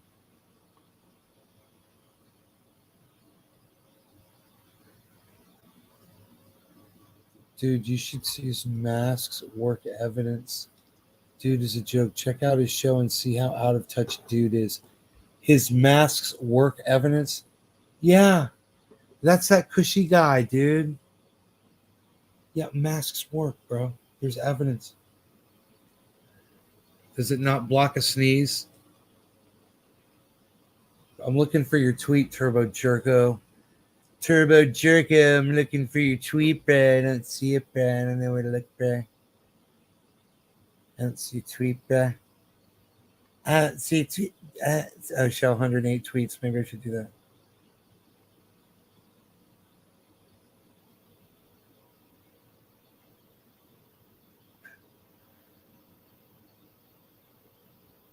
What do you see in this beautiful war criminal? War criminal. War criminal. That's what I see. War criminal. War criminal. Barack Obama and his wife. War criminal. Hey, I just want to get home as legally possible.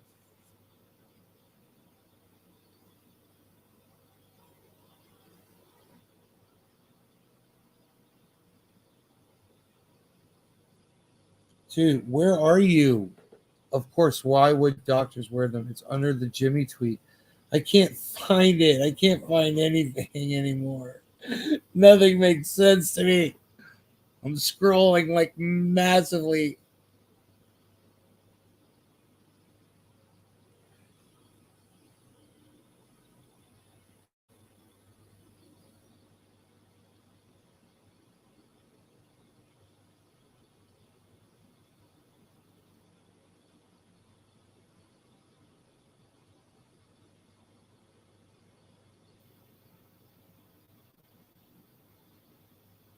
I don't see it. I'm so confused. I want to see your tweet. Oh, here it is. She gets it. She gets it. You are Turbo Jerko on here, bro. You Turbo Jerko on here, bro. You Turbo Jerko on here, bro. Dude, there's 640 likes. Oh, that's not it. Good.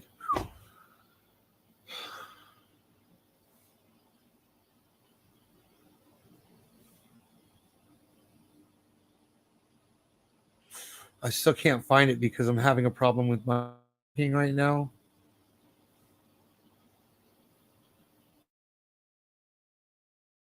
14 comments.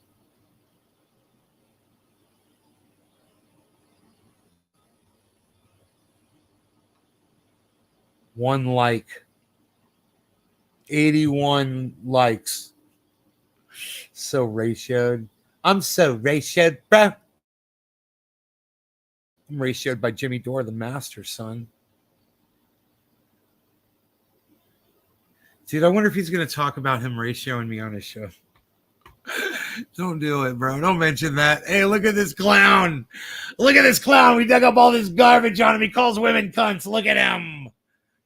He was rude. He was rude. Look at him. He's rude, this guy. God, he's not live, luckily. He's not live.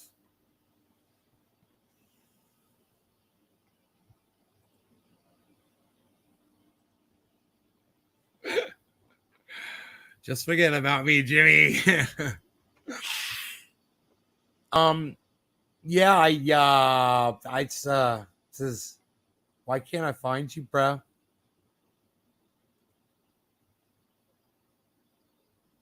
I don't know what I'm looking for, bruh.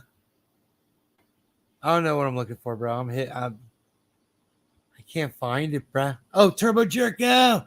Turbo Jerko! Turbo Jerko! Turbo Jerko! Following you back, bruh. Turbo Jerko! I see you. I'm gonna click on you, bruh. There you are, Turbo Jerko. Turbo Jerko.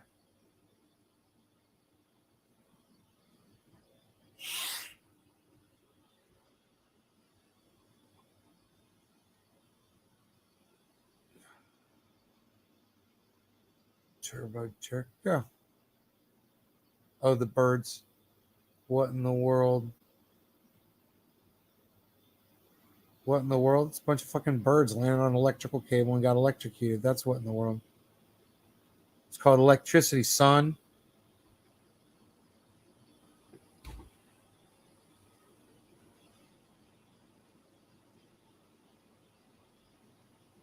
I thought I already explained it, but I don't feel like explaining it again. Turbo Jerko. Turbo Jerko. I gotta go to your fucking tweets and replies, bro. She gets the game. Jimmy, I don't agree with all of Nate's points, but he did go through a bunch of evidence debunking Dr. Campbell. It was concerning. Check it out. That's very nice of you, Billy, a.k.a. Turbo Jerko. You're the first. Thank you for being the first person I have seen come to my defense here. Thank you, bro. Thank you so much. I stuck my chin. I stuck my chin way the fuck out, Jimmy. Trust me, man. Just not feeling too good right now. Turbo Jerko. Turbo Jerko. Turbo Jerko. I guess Jimmy's not going live, huh? I got suckered on that. Somebody suckered me on that. Psst. Nobody's even suckering you on that anymore again, pal. What are you even trying to not do? Psst. Double negatives, triple negatives, not trying to not do them. What are you even not doing, pal? Nobody's even not doing $42,572.34, 56-cent Bitcoin, my friend. Nobody's even doing it. You actually did JE. Can't see that. Jimmy doesn't see it from a guy who's not famous's side.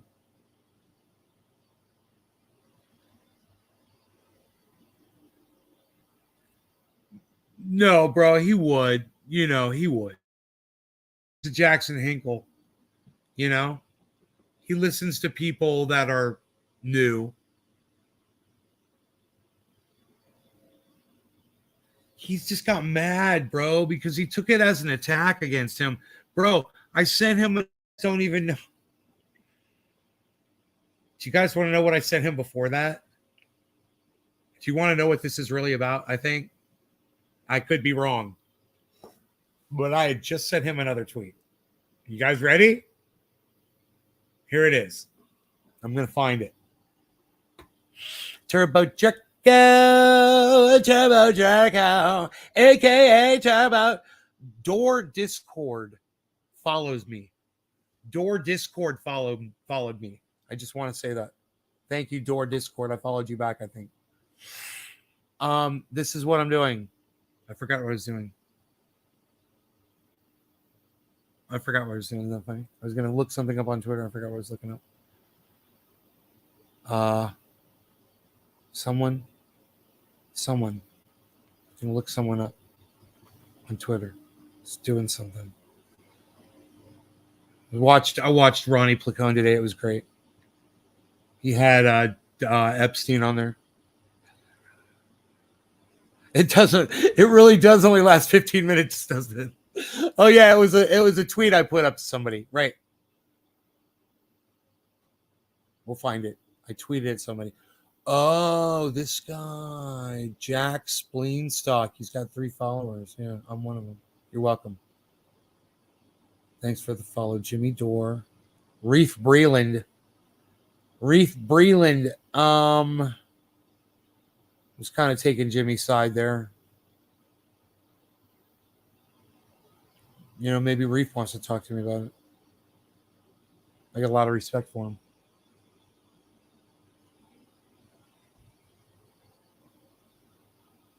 Jimmy called him Jim Jam. I call him Jim Jam. Reef, how dare you? How dare you, Reef? Why do you keep deleting your tweets?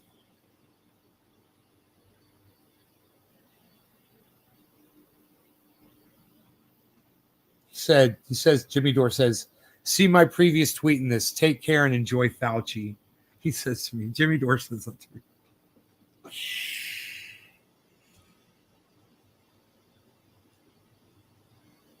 This is what I put up. So I put this up 4 hours ago. And the thing that happened between me and Jimmy Dore happened 4 hours ago. Right? Here, watch. I don't know if it's related or not. But I put this up first. It's pretty crazy. You guys ready?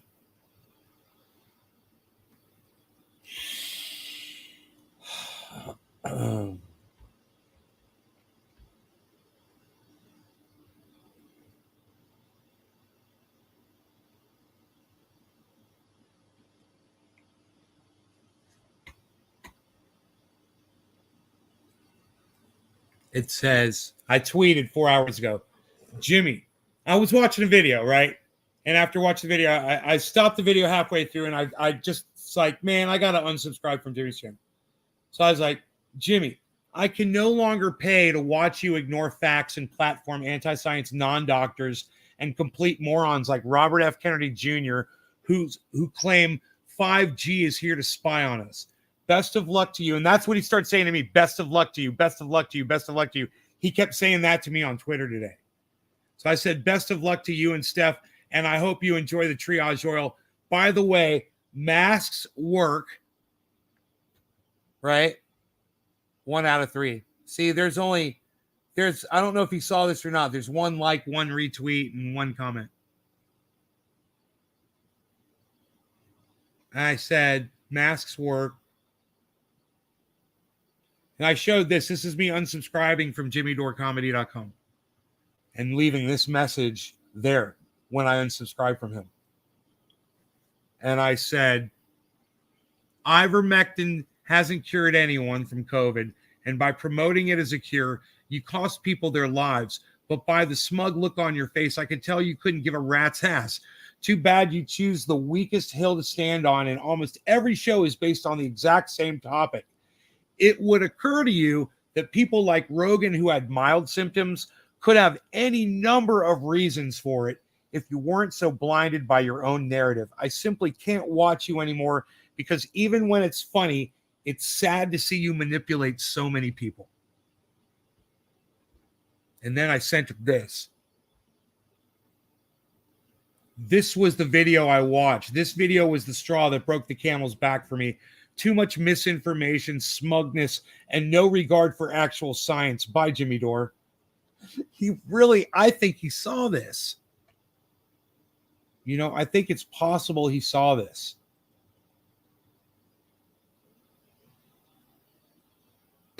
But, we may never know. That may have been that's the tweet. Of course he saw it. But instead of attacking me on that thread, you think about that.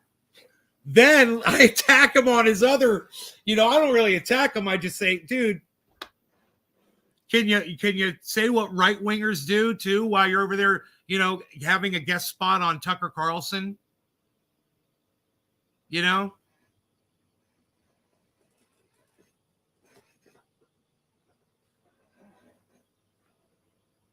That's why you don't multiple tweet at someone. They go after weaker threads. That's the trick.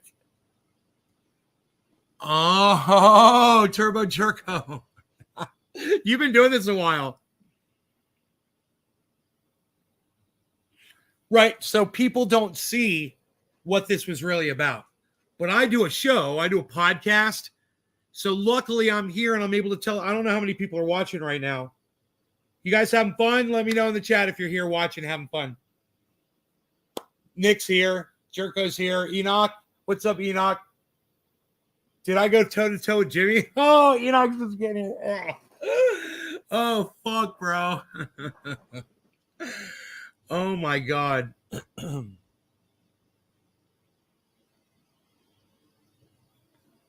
Dude, Jimmy Dore ratioed me on Twitter today. I asked for, I got to make coffee so I can talk to Enoch. I asked for it, bro. I don't know if any of you remember the other day when we were talking about Jackson Hinkle getting ratioed by his father. And I said, fuck, I wish anyone would fucking ratio me. I probably even said Jimmy Dore's name.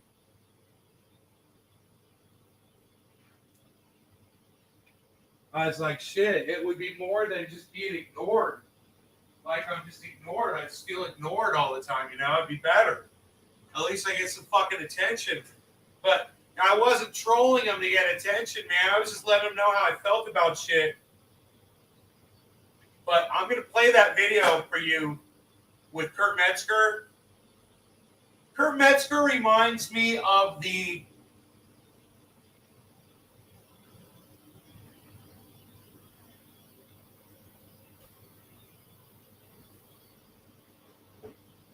Nice Smedley character.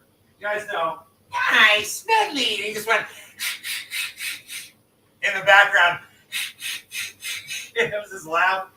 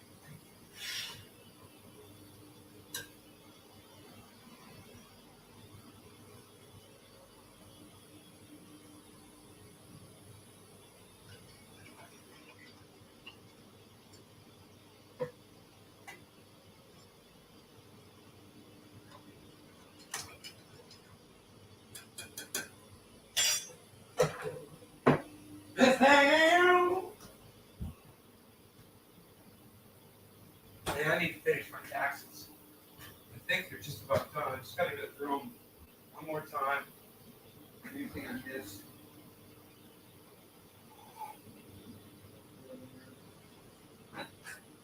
I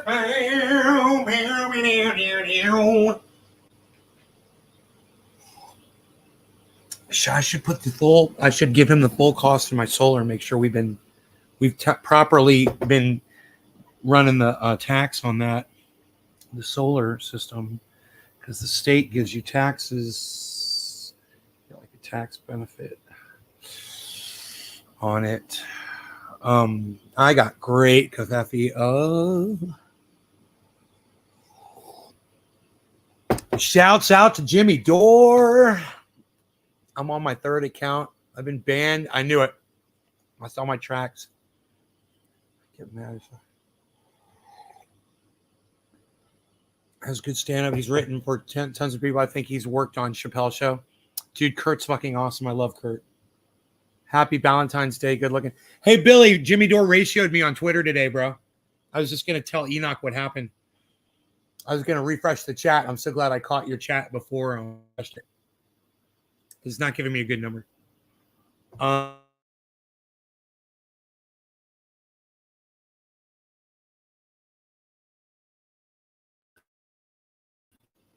was watching this video, okay? And no one has seen this yet, Billy. No one saw the video. Oops, something went wrong with the chat. Look at that. Are we still live? Are we still live? Live? Are we still live? Are we still live? Let's see here. Yes. Yes, we are. Okay. Okay. Now I'm getting a number. Yeah, fuck Jimmy. So don't fuck Jimmy. Wait. Anyway, I was watching this video.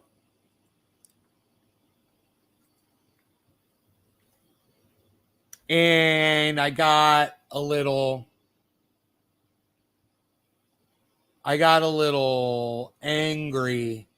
This was 4 hours ago, right? So I was watching this video. We've talked about ivermectin on this show and how the establishment media has lied about it. The establishment media, which is owned, which is captured and funded by Big Pharma. Why would they lie about ivermectin? What do you mean they lied about it? Well, they said it was horse poison, right? So if you took that, you're poisoning yourself. And they made you think that it wasn't a drug for human beings, when in fact it was a drug for human beings, so much so that 3 billion prescriptions. So when I was listening to this, I was like, oh, they didn't say poison, Jimmy. They said paste. This is what was going on in my head. I'm just telling you. Have been written for human beings around the world. And it saved millions of lives. And it won the 2015 Nobel Prize for Human Medicine. And it was right. And not applicable to COVID whatsoever. Right. Okay. Let's keep going. Considered a miracle drug before COVID. Yeah, for not having anything to do with COVID. No. Okay, but let's keep going. And so once I found out that they were lying about ivermectin, I found out they were lying about most everything. Okay. That's interesting, isn't it? Yes. So why would they lie about ivermectin? And because ivermectin is very inexpensive. It's basically free because anybody can make it because it's off patent now and you can make a generic. And so the Big Pharma doesn't want you to think ivermectin can treat anything. And so now they're trying to figure out if it treats. Well, it treats river blindness, Nile River blindness or something like that. They were treating people and they were advocating. And the problem is you needed studies. You needed a study on the CDC recommended studies. People study ivermectin and how it treats COVID. The CDC recommended that. And the problem is, and I was in a study, by the way, I was in a long haul study, which used all kinds of that drug and all kinds of other drugs. So people are studying it. But the problem is you have to have a big enough study. And the problem with studying ivermectin is and malaria. Only the people with the resources to do a big enough non-viral parasites. People like the government or Big Pharma, and they weren't really interested in doing one, and that was a big problem. Why wouldn't they be interested in doing the study? So now there's a story out of England. They were studying it. They're doing a study. This is how they're studying ivermectin. It started in like March of 2020, and it's going to go till like. And then he immediately brings this guy up. So I'm like, oh man, not this guy again, Jimmy, man. Ugh. The fall of 2022. Well, isn't that when it's going to be endemic? Isn't it almost already endemic? What the F? Why is that study taking so long? They could get the vaccines to you in 90 days or whatever it was. I don't know how long it was. It wasn't a long time. Here's the nurse doctor, the nurse figure out teacher that if never another learned how to drug read treats it fucking for 2 fucking years. never learned how to actually Isn't that read interesting? What's that? Isn't it legally to do studies. emergency authorization? You can't. There can't be anything else that could possibly work. So that was well, one of the so the vaccines to be given to in order for the vaccines to be given emergency use authorization, there could not be another drug that treated it. So that's just a fact I have to give you, and I can't attach anything else to it, or YouTube will take my channel down. And again, I'm not saying ivermectin treats COVID-19 because we haven't seen the studies yet. But here's the problem with the studies. Like I just told you, the only people big enough to do it, and watch what's happening. This is from our good friend Dr. John Campbell. Ivermectin trial, principal trial from a certain university in England called Oxford University. Now let's just look at where this came from and try and work out what's going on. So this was the medication to the December. Ivermectin arm of the principal study put on hold. Trial website cites supply issues. Now let's just see how probable that would be. So they're saying we can't get ivermectin to do this trial. We can't get enough of the drug. It's the supply issues. And he says, well, let's see if that's actually true. How could that possibly be? That's what he's asking. And here we go. Now this is Professor Chris Butler, who's the head of the principal trial, based in Oxford. From the University of Oxford's Nuffield Department of Primary Care Health Science, Joint Chief Investigator. Now this is from the site, available globally. So how could there possibly be any? Happy 420, everybody. It's available globally.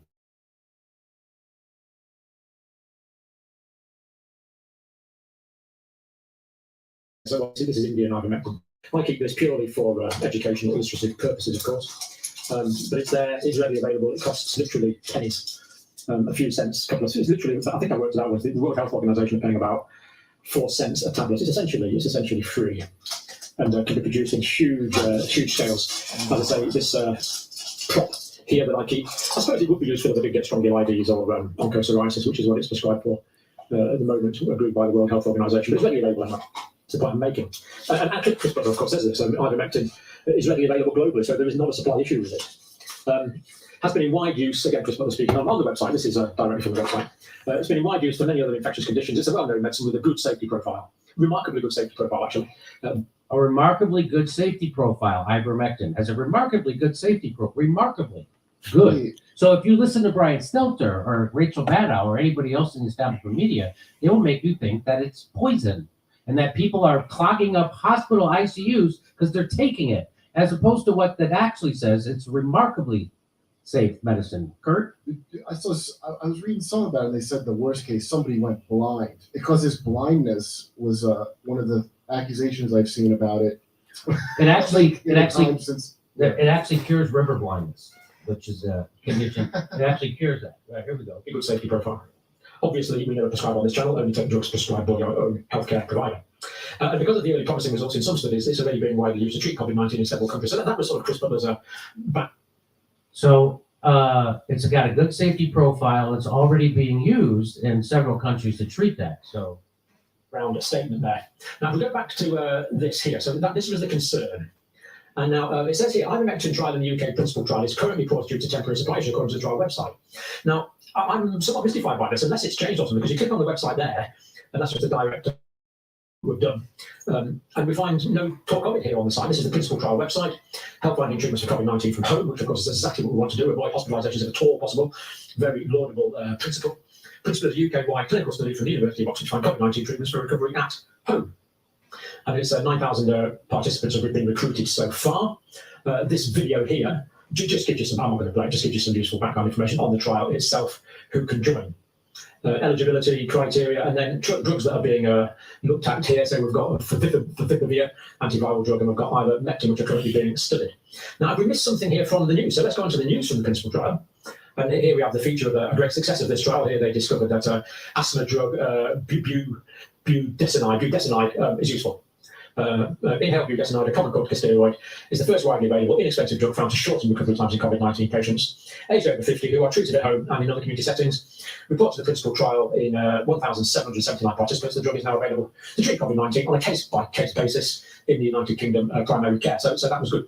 But then we look on and we see, well, is there any news about ivermectin? So, well, here's their bit on ivermectin, but this bit actually hasn't been updated since the 23rd of June. So again, we can click on that, and we see that ivermectin to be investigated for adults 18 plus as a possible treatment for COVID-19 in the principal trial, and no change. So it seems to be still ongoing. That ivermectin is being investigated by the Oxford principal trial. And again, we see nothing here of supply issues, no issue at all. Now, at the start of this talk, I said it's still in the trial, and the reason I know that is Chris Butler was kind enough to tell me that yesterday. I'm not going to say more in the email. I can't get permission to release it, but he did tell me ivermectin is still in the trial. So where does this come from? I really don't know. Also, if we look at the registry of clinical trials here, we will see principal clinical trial evaluation treatments for suspected and confirmed COVID-19 for recovery at home, and that's all the information there about the trial where it is registered. So interesting where this story's come from and what it means. Right, so, and they say here, well, this is a direct quote from their site, overall trial status ongoing, recruitment status recruiting. It's just completely unambiguous. When is the study starting and how long is it expected to run for? Well, again, this is on the official registry of the clinical trial, March 2020 to September 2022. Now, disappointing that it was also going to take so long to come. And currently we're investigating these two drugs, favipiravir and ivermectin. You see how long that study is? That's from March 2020 to September 2022. It's kind of disappointing it's going to take so long, but here we go. And here's the drugs they're studying. The two drugs currently being investigated by this trial at the moment.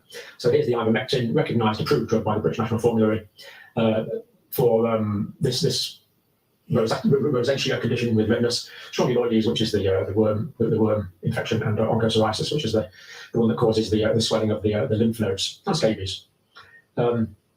So there you go. With all use, ivermectin is unlicensed, but the drug itself is on there for British National Formulary. It's curious, really.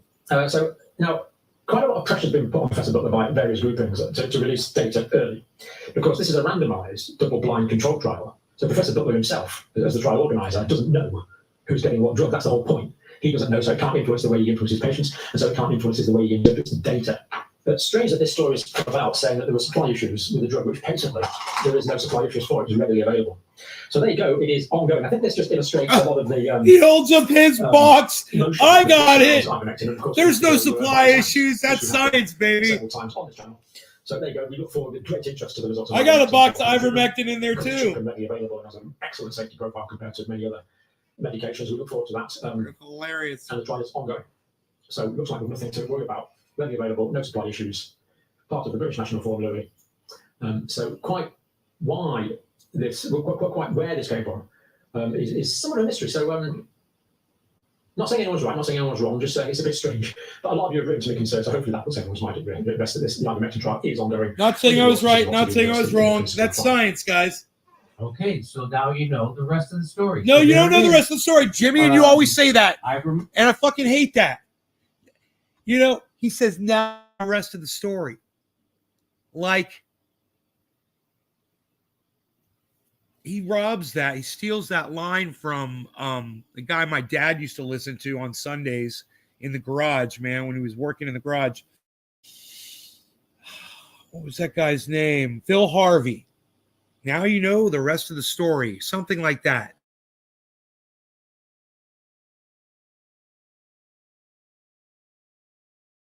Because watching you, man, and you never give both sides.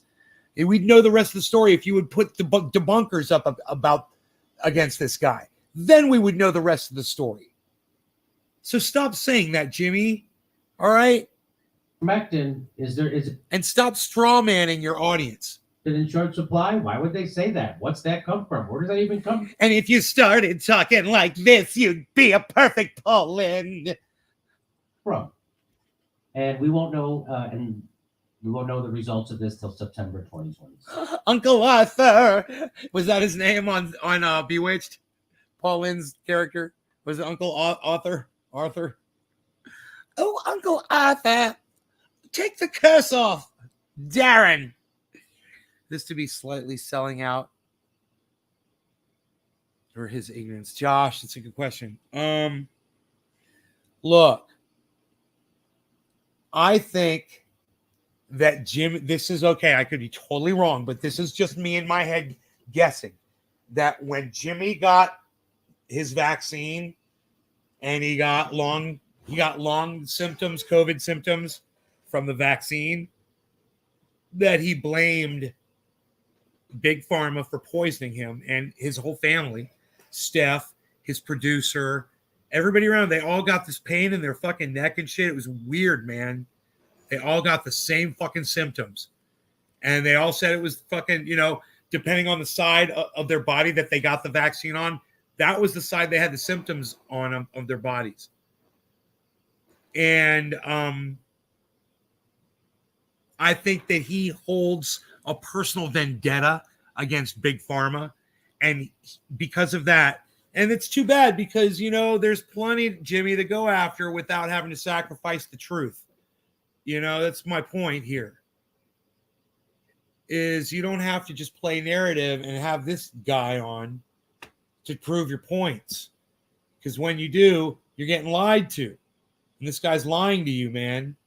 And you ought to believe what this guy tells you, bro. Because he's proven over time and again that he lies about shit. So as far as Jimmy goes, slightly selling out or his ignorance, I think it's a ignorance that he has towards not, wanting to assault Big Poison, which I sympathize with, man. I agree with. I want to assault Big Poison too, but I know the way for me to do it is not by straw manning my way there.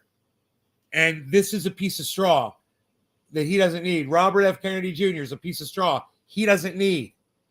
He doesn't need these pieces of straw. If he would investigate these people a little bit, if he would do a little research on these people, instead of having this blind, this fucking tunnel vision and not being able to, see how bad these sources are, maybe he wouldn't be standing on this hill, but I just feel like ivermectin is a very weak battle.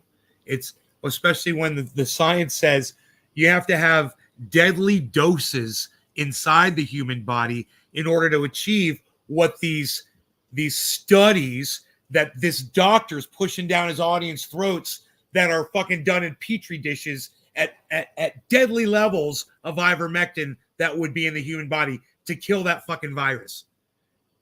But he doesn't want to fucking tell you that.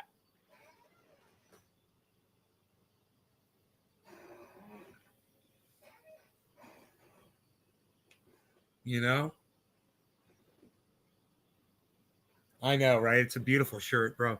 I love the cuffs. I love the cuffs. What can I say? I'm a sucker for the cuffs. What can I say? I'm a freaking Hey, what happened here, though? Look at this. We got some niceness going on there. Some goodness. We got a big jumpy over here. Look at that. Wow, look at that. Wilder, crypto.com is 46 cents. Doge is 14 cents. 14 and a half cents. So it's almost 15 cents.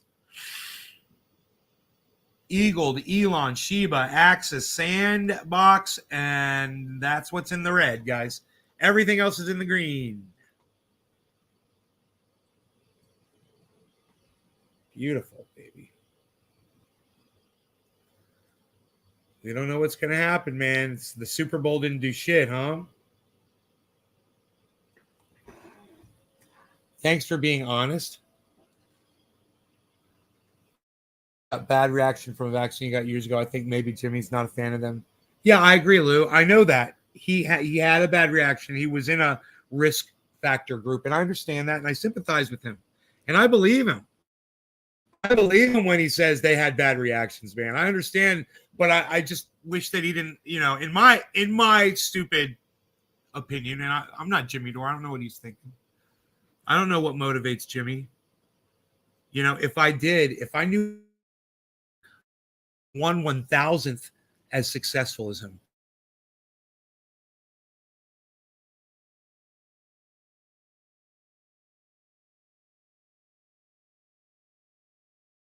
potion, bro. If I knew what it was, bro, what drives that guy? Psst, unreal. Nobody drops the connection to the goddamn internet anymore, pal. Unreal. Nobody's even doing it like it. Hey, so I put the roof back on my greenhouse today.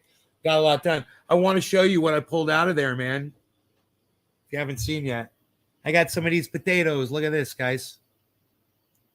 Out of my garden. Huh? They lasted that long underground? Yes, they did. They're perfect potatoes, man. They were there the whole goddamn season. I didn't even know it. Beflow. Potatoes.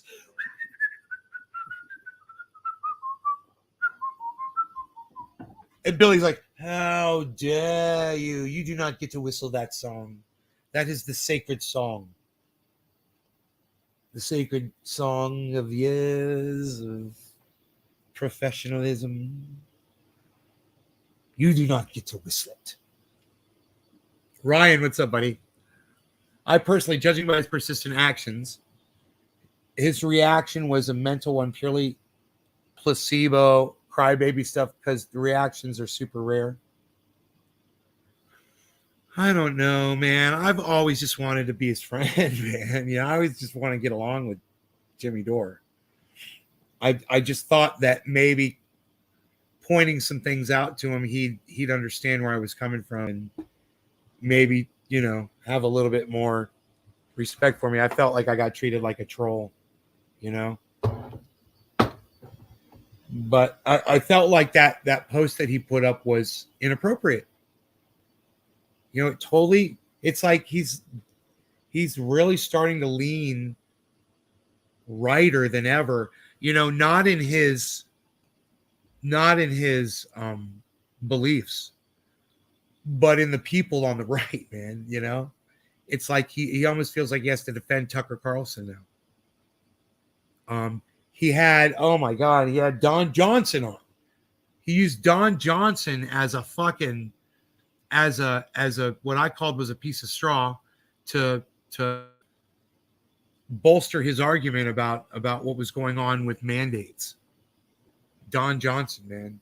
Fucking Senator Don Johnson or Ron Johnson, whatever the guy's name is. The dude's a goddamn nightmare. He's a stop the stealer, bro. And Jimmy Dore is using him as like a contemporary. It's like, look, the senator agreed with me. Dude, it's Senator Ron Johnson. The guy's a fucking psycho, January 6th stop the steal psychotic. And you're using him as a piece of straw, Jimmy? Really? I mean, you know what I said to Jimmy? I was like, hey, Jimmy, if Adolf Hitler agreed with you and he was still alive today, would you platform him on your show too? I was... Sweet Lou says, I agree, Nate, but the facts are the COVID vaccine has been administered over 10 million doses. Right, Lou? I agree, man, right? I agree, Lou. That's why you're sweet, bro. That's why I love you, Lou. You're right. I love you, bro. Sorry for bad typing. I'm cooking. That's okay, man. Cook me something good, bro. I hope it's tasty. What's the topic tonight? Oh, man, Jimmy Dore ratioed me on Twitter, bro. That's what we're talking about. Jimmy Dore fucking ripped my head off on Twitter. You did get treated badly. I told you he would treat you that way too, specifically. That guy doesn't care about you. He'll take your shit and ignore you. Yeah, Billy, you predicted this. You said that this was going to happen. And I said, hey, man, remember what I said? I said, at least I'm getting some attention from him for once. At least he's finally talking to me. Because years and years and years that I've supported him and tweeted at him and put messages under his videos, Treat badly. I told you he would treat you. Okay. But since he had a bad reaction, he's spreading all the misinformation to people that probably won't, putting them at risk. It's stupid that he does that. Nick, right? Right, Lou, right?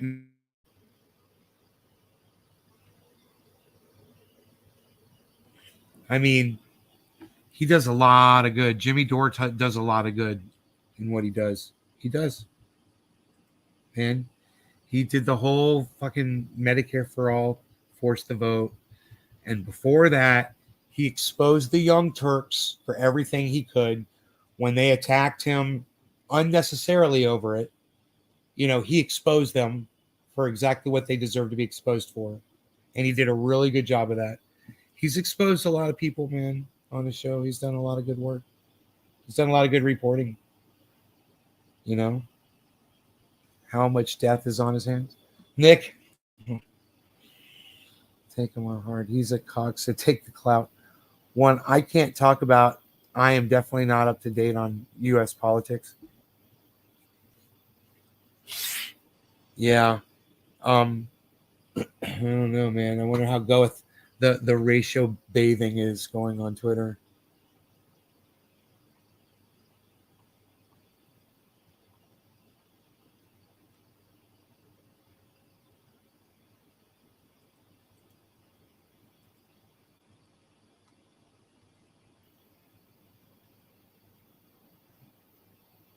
Oh, he's showing my glitchy shit.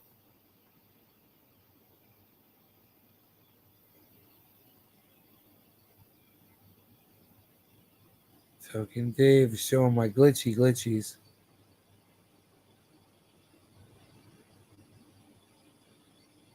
There it is. Total glitchy. Token Dave is showing me my glitchies in a video.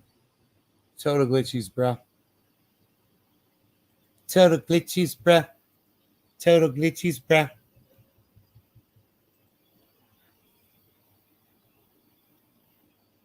All right, so here, let's do this. Oh boy.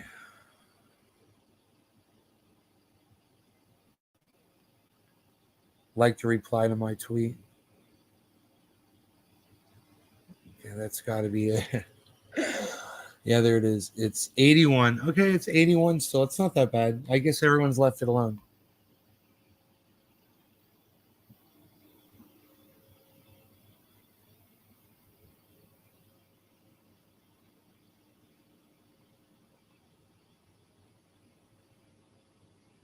Just 81 people, man.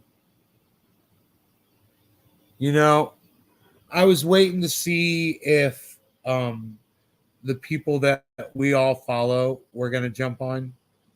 Like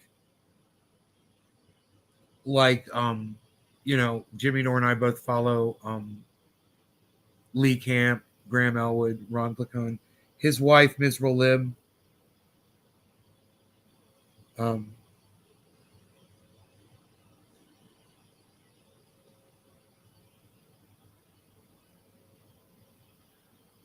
But none of them liked the tweet. And you know what? That makes me feel so loved by all of those people, by Jimmy's family. That's nice. Nick's like, I wouldn't have followed any of those people without you. Jimmy doesn't give the full story. Right, Dommy, dom. I agree with you. If you haven't, please leave a thumbs up. Thanks, Nick. I wonder what Ron would have to say about the encounter between you and Jimmy. I wouldn't want to put him on the spot to answer to it. I know they're close. I wouldn't all of the people I mentioned, I know they're all close with Jimmy. I wouldn't. I don't want to press it. The fact that they haven't liked it right now is nice. A lot of the accounts that like that are brand new accounts or just have a very small amount of followers. And none of them are really saying anything about it.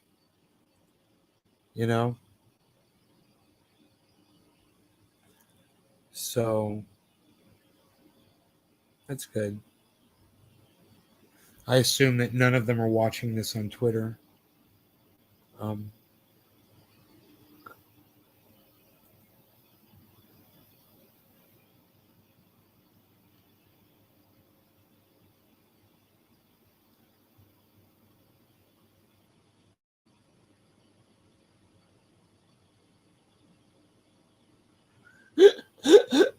Cushy Monster, I'm going to stay following you. You've got 2 followers and I'm one of them.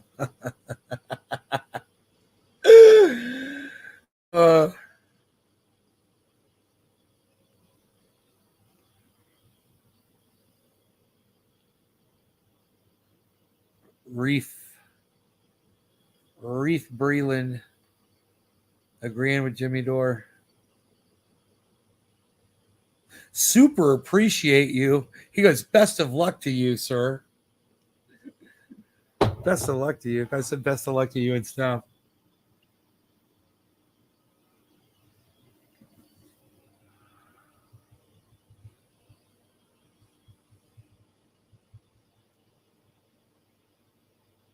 You're going to look into this Jimmy Dore?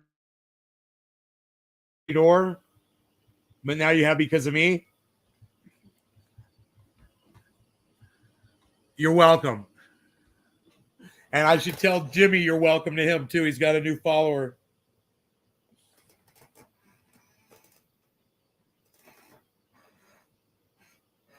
Like I said, I'm still on his gold member club on his website, jimmydorecomedy.com. I'm still a gold member for the next entire year, paid up in full. I'm a gold member, and I haven't thrown that in his face on Twitter at all. I mean, I did unsubscribe, but it was after I paid up for a full year, and I'm not asking for it back either. I'm letting him have it. He gives me a lot of money for the triage oil, a lot of money, and he doesn't have to.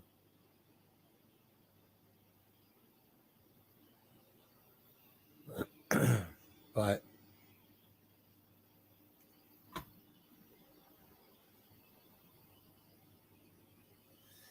Kurt Metzger should do this shit. Pull shit up on his computer, research some of these people, Who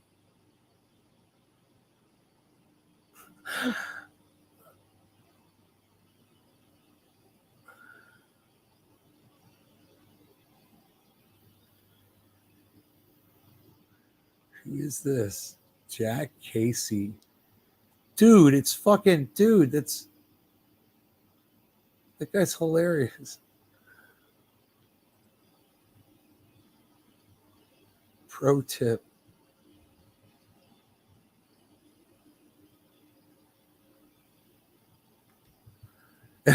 Ryan fucking High Rise says the only way to protect freedom is to arrest those talking about it.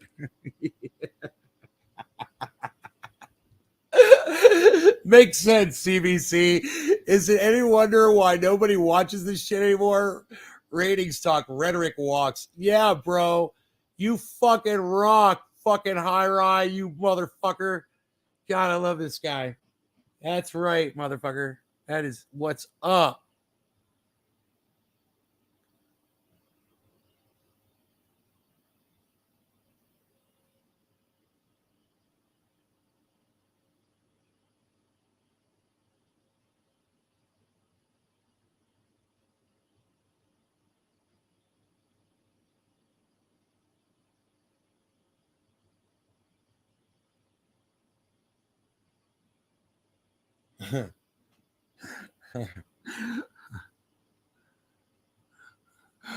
All these girls, you see them all year on Twitter showing their asses and shit all over fucking Twitter. And then on Valentine's Day, they're all like, I hate Valentine's Day.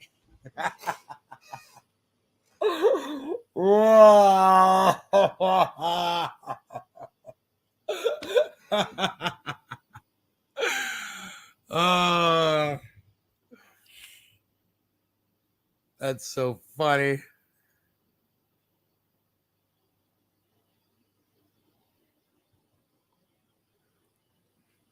What song should I play during the apocalypse?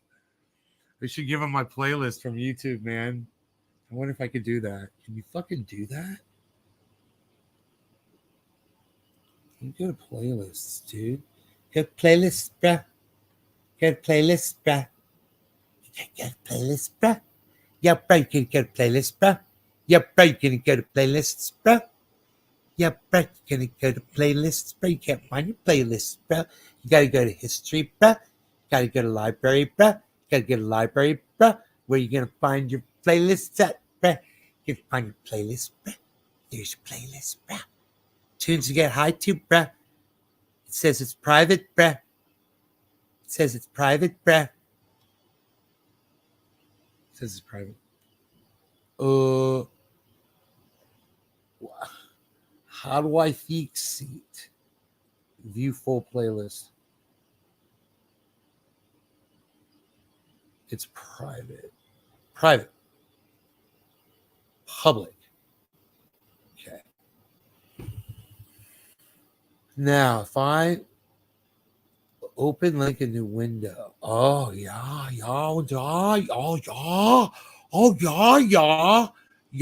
That's a whole playlist, yeah. Hey,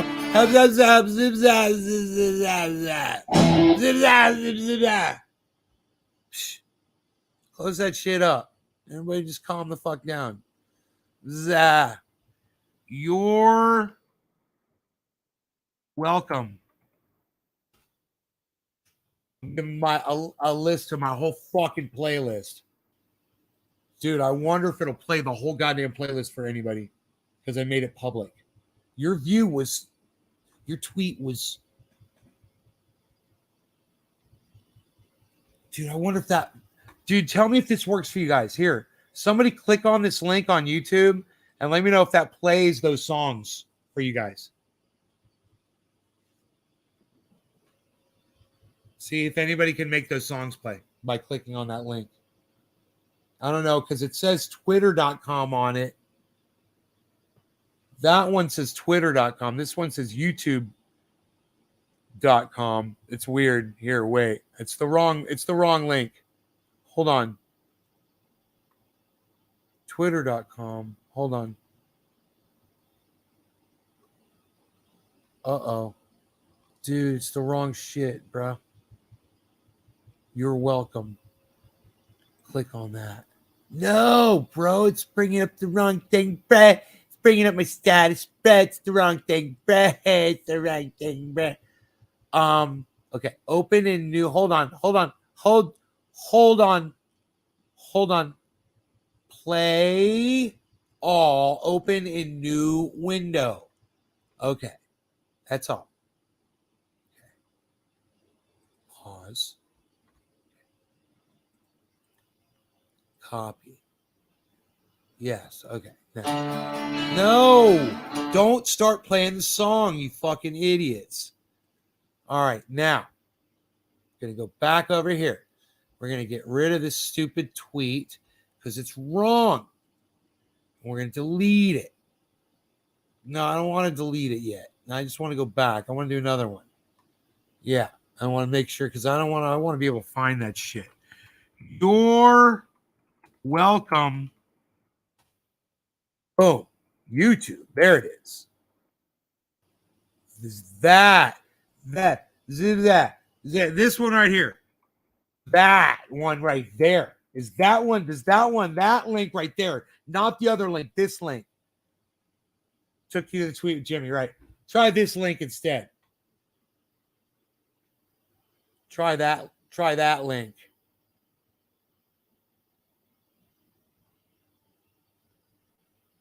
I fucking hate Valentine's Day. So funny.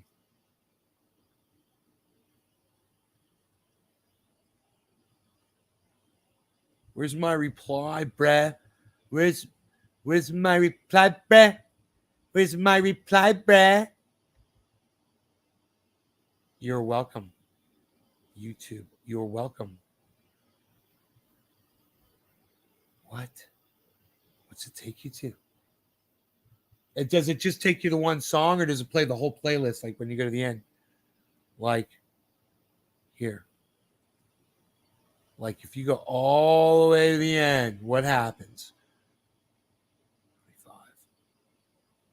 Videos unavailable. Videos private. Oh, dude.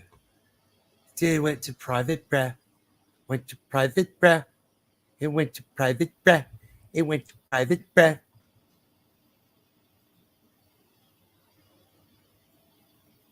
I don't know why it said it was private. No! Stop playing the song, you idiots.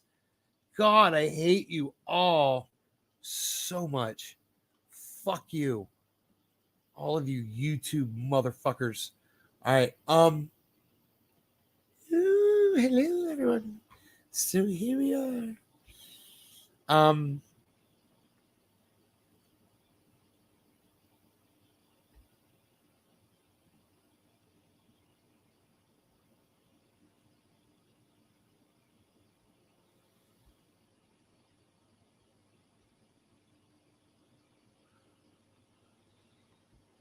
Okay, so oh no.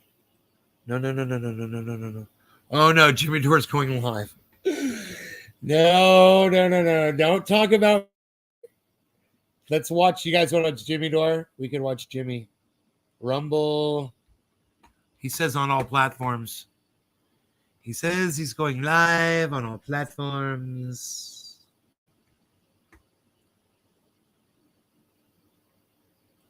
You know? So he says, I thought I had his channel up. I must have closed it. He's live on Rumble, but I don't want to watch on Rumble because I hate fucking Rumble. So let's see if he's live. He said live on all platforms. Ooh, look at that speed test, 2810. Let's retest that right now.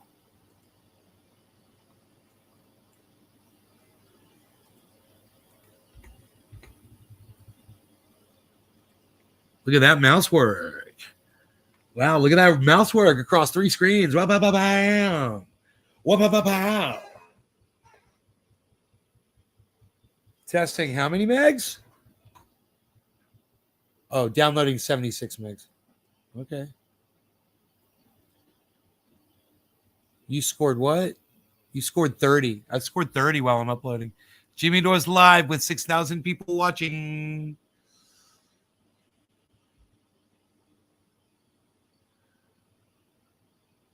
Look at these. Going to be like, look at this cookie loser. Look at this cookie loser. He's not talking about me. Washington, the happiest. He's already live, dude. So the U.S. It's already live, bruh. To sign this He's already live, bruh. But there's a problem. Yanukovych realizes at the last minute. Progressive magnum opus get released. Pensions, and I'm going to have to cut energy subsidies. And this will doom my re-election campaign. This is not going to fly. So he gets cold feet. And Russia sweeps in and sees an opportunity. And they offer him a more generous trade association deal, which he then says he is going to sign. And they also use some coercive measures too. But the point is he caves and says, I'm going to go with Russia. That then sets off these major protests against Yanukovych. And the U.S. gets firmly behind the protests. And there's a major part of those protests that are legitimate. They're anti-corruption, and Yanukovych was very corrupt. But the problem is there's also an element. I'm thinking about more Kafefi, man. They don't just want an end to corruption. They want regime change.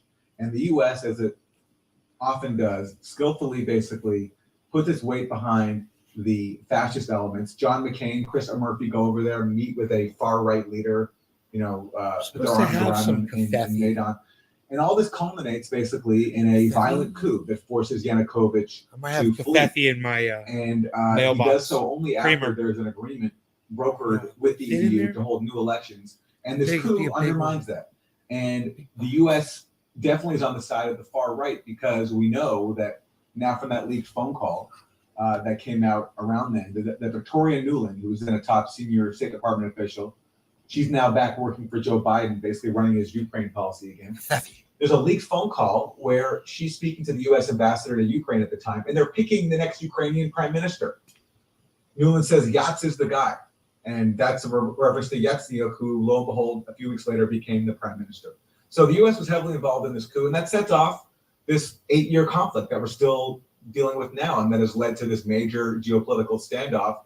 Russia responded to that coup by seizing Crimea because this new Ukrainian government was talking about joining NATO, and Russia was faced with the prospect of having NATO absorb its most important naval base in Crimea. So Putin took Crimea, which of course angered neocons in Washington, and you have the separatist war in the East break out. And for the separatist war, a major fighting force, and they've been integrated into my Kramers are here, man. Forces is something called the Azov Battalion. So I don't know. I don't think they're in my house. They might be in my box. So hold on. And is a, if not a neo-Nazi militia now, I think they are. But even if you want to be generous, they're certainly neo-fascist, and that's who the U.S. is siding with inside of Ukraine.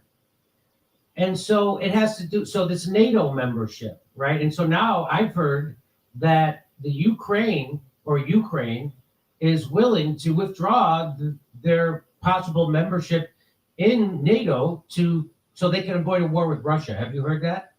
Yeah, so the Ukrainian ambassador to the UK said that in a radio interview that Ukraine is now willing to consider taking off the table its request for NATO membership. And, this seems like an explosive concession, but it's also one that everybody admits is reality anyway. Zelensky the president of Ukraine, has never expected that Ukraine will join NATO. In fact, the Wall Street Journal recently reported, and I wrote about this, that Zelensky basically asked to join NATO because he wanted to look tough. That's the wording of the Wall Street Journal. That Zelensky wanted to look tough in the face of Russia and in the eyes of the Biden administration. So that's why he asked for it. And Biden has said that Ukraine will not be joining NATO at least anytime soon because they're so divided and so corrupt. But because of the U.S. insists on being able to dictate the policies of the entire world, it doesn't want to give Russia this symbolic win by taking NATO off the table, and that's what's driving so much of this current crisis. And so a big part of this, again, is the establishment news media just repeats CIA talking points uncritically. And there's a video you tweeted out of Peter Engel, who's a foreign correspondent. Richard Engel, who's a foreign correspondent for NBC News. And he launched this report, and let me play it for you, and then we'll tell you what's wrong with it. Okay, here we go. Some communities are taking matters into their own hands. Just across from Russia, in the city of Mariupol, some Ukrainians are preparing. Basic training for the whole family, learning first aid to treat gunshot and shrapnel wounds, and weapons training. On a 7.62 caliber AK-47 is Valentina Konstantinovskaya. The 79-year-old is a retired accountant and a great-grandmother. You're about my mother. Kramer! And I can't picture Kramer! We're gonna make some coffee and celebrate! Learning how to fire an assault rifle. Do you think you would actually be doing this? Yes, if Putin comes, I should be able to shoot. The threat is very serious, she says, and I think every person in our country should be able to shoot from the window or on the street if the enemy comes. So what do you think is wrong with that video there? So now Peter Engel's over there. He's interviewing these Richard Engel's over there interviewing these sweet grandmothers who just want to defend their own country. And well, first of all, if you know anything about that lady, which we found out, it's unbelievable. But even more so, look at this. I don't know, people, what this is. So all those soldiers that were helped training those, they're wearing this.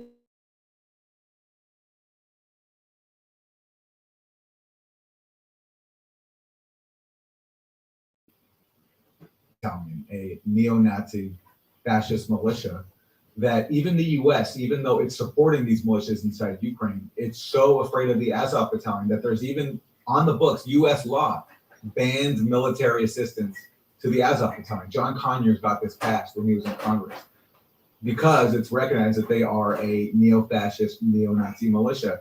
And Richard Engel is such a dupe that he went to this stupid media stunt. We're being shown a great-grandmother firing a weapon.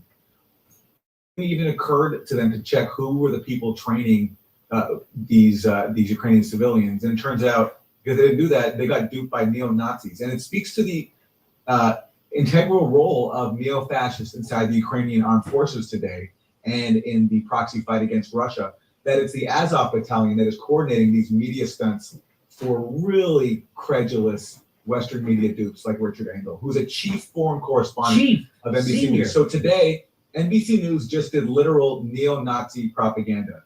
The same network railing all the time about Joe Rogan using the N-word back, many years ago, did literal neo-Nazi propaganda today. And you think any of their so-called fascism experts or disinformation experts are going to say anything about this?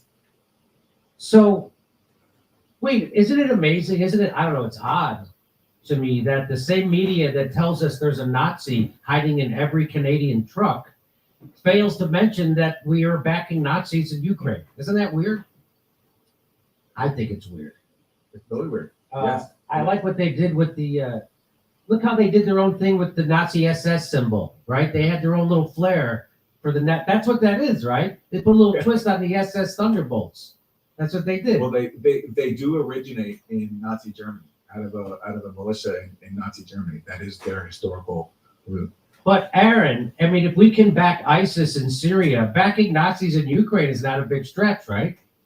No, it's not. And by the way, happy anniversary to Jake Sullivan, our current national security advisor, who's keeping the country safe, who 10 years ago, Jimmy, this past weekend, wrote that email to Hillary Clinton, his boss at the State Department, which simply said, Al-Qaeda is on our side in Syria.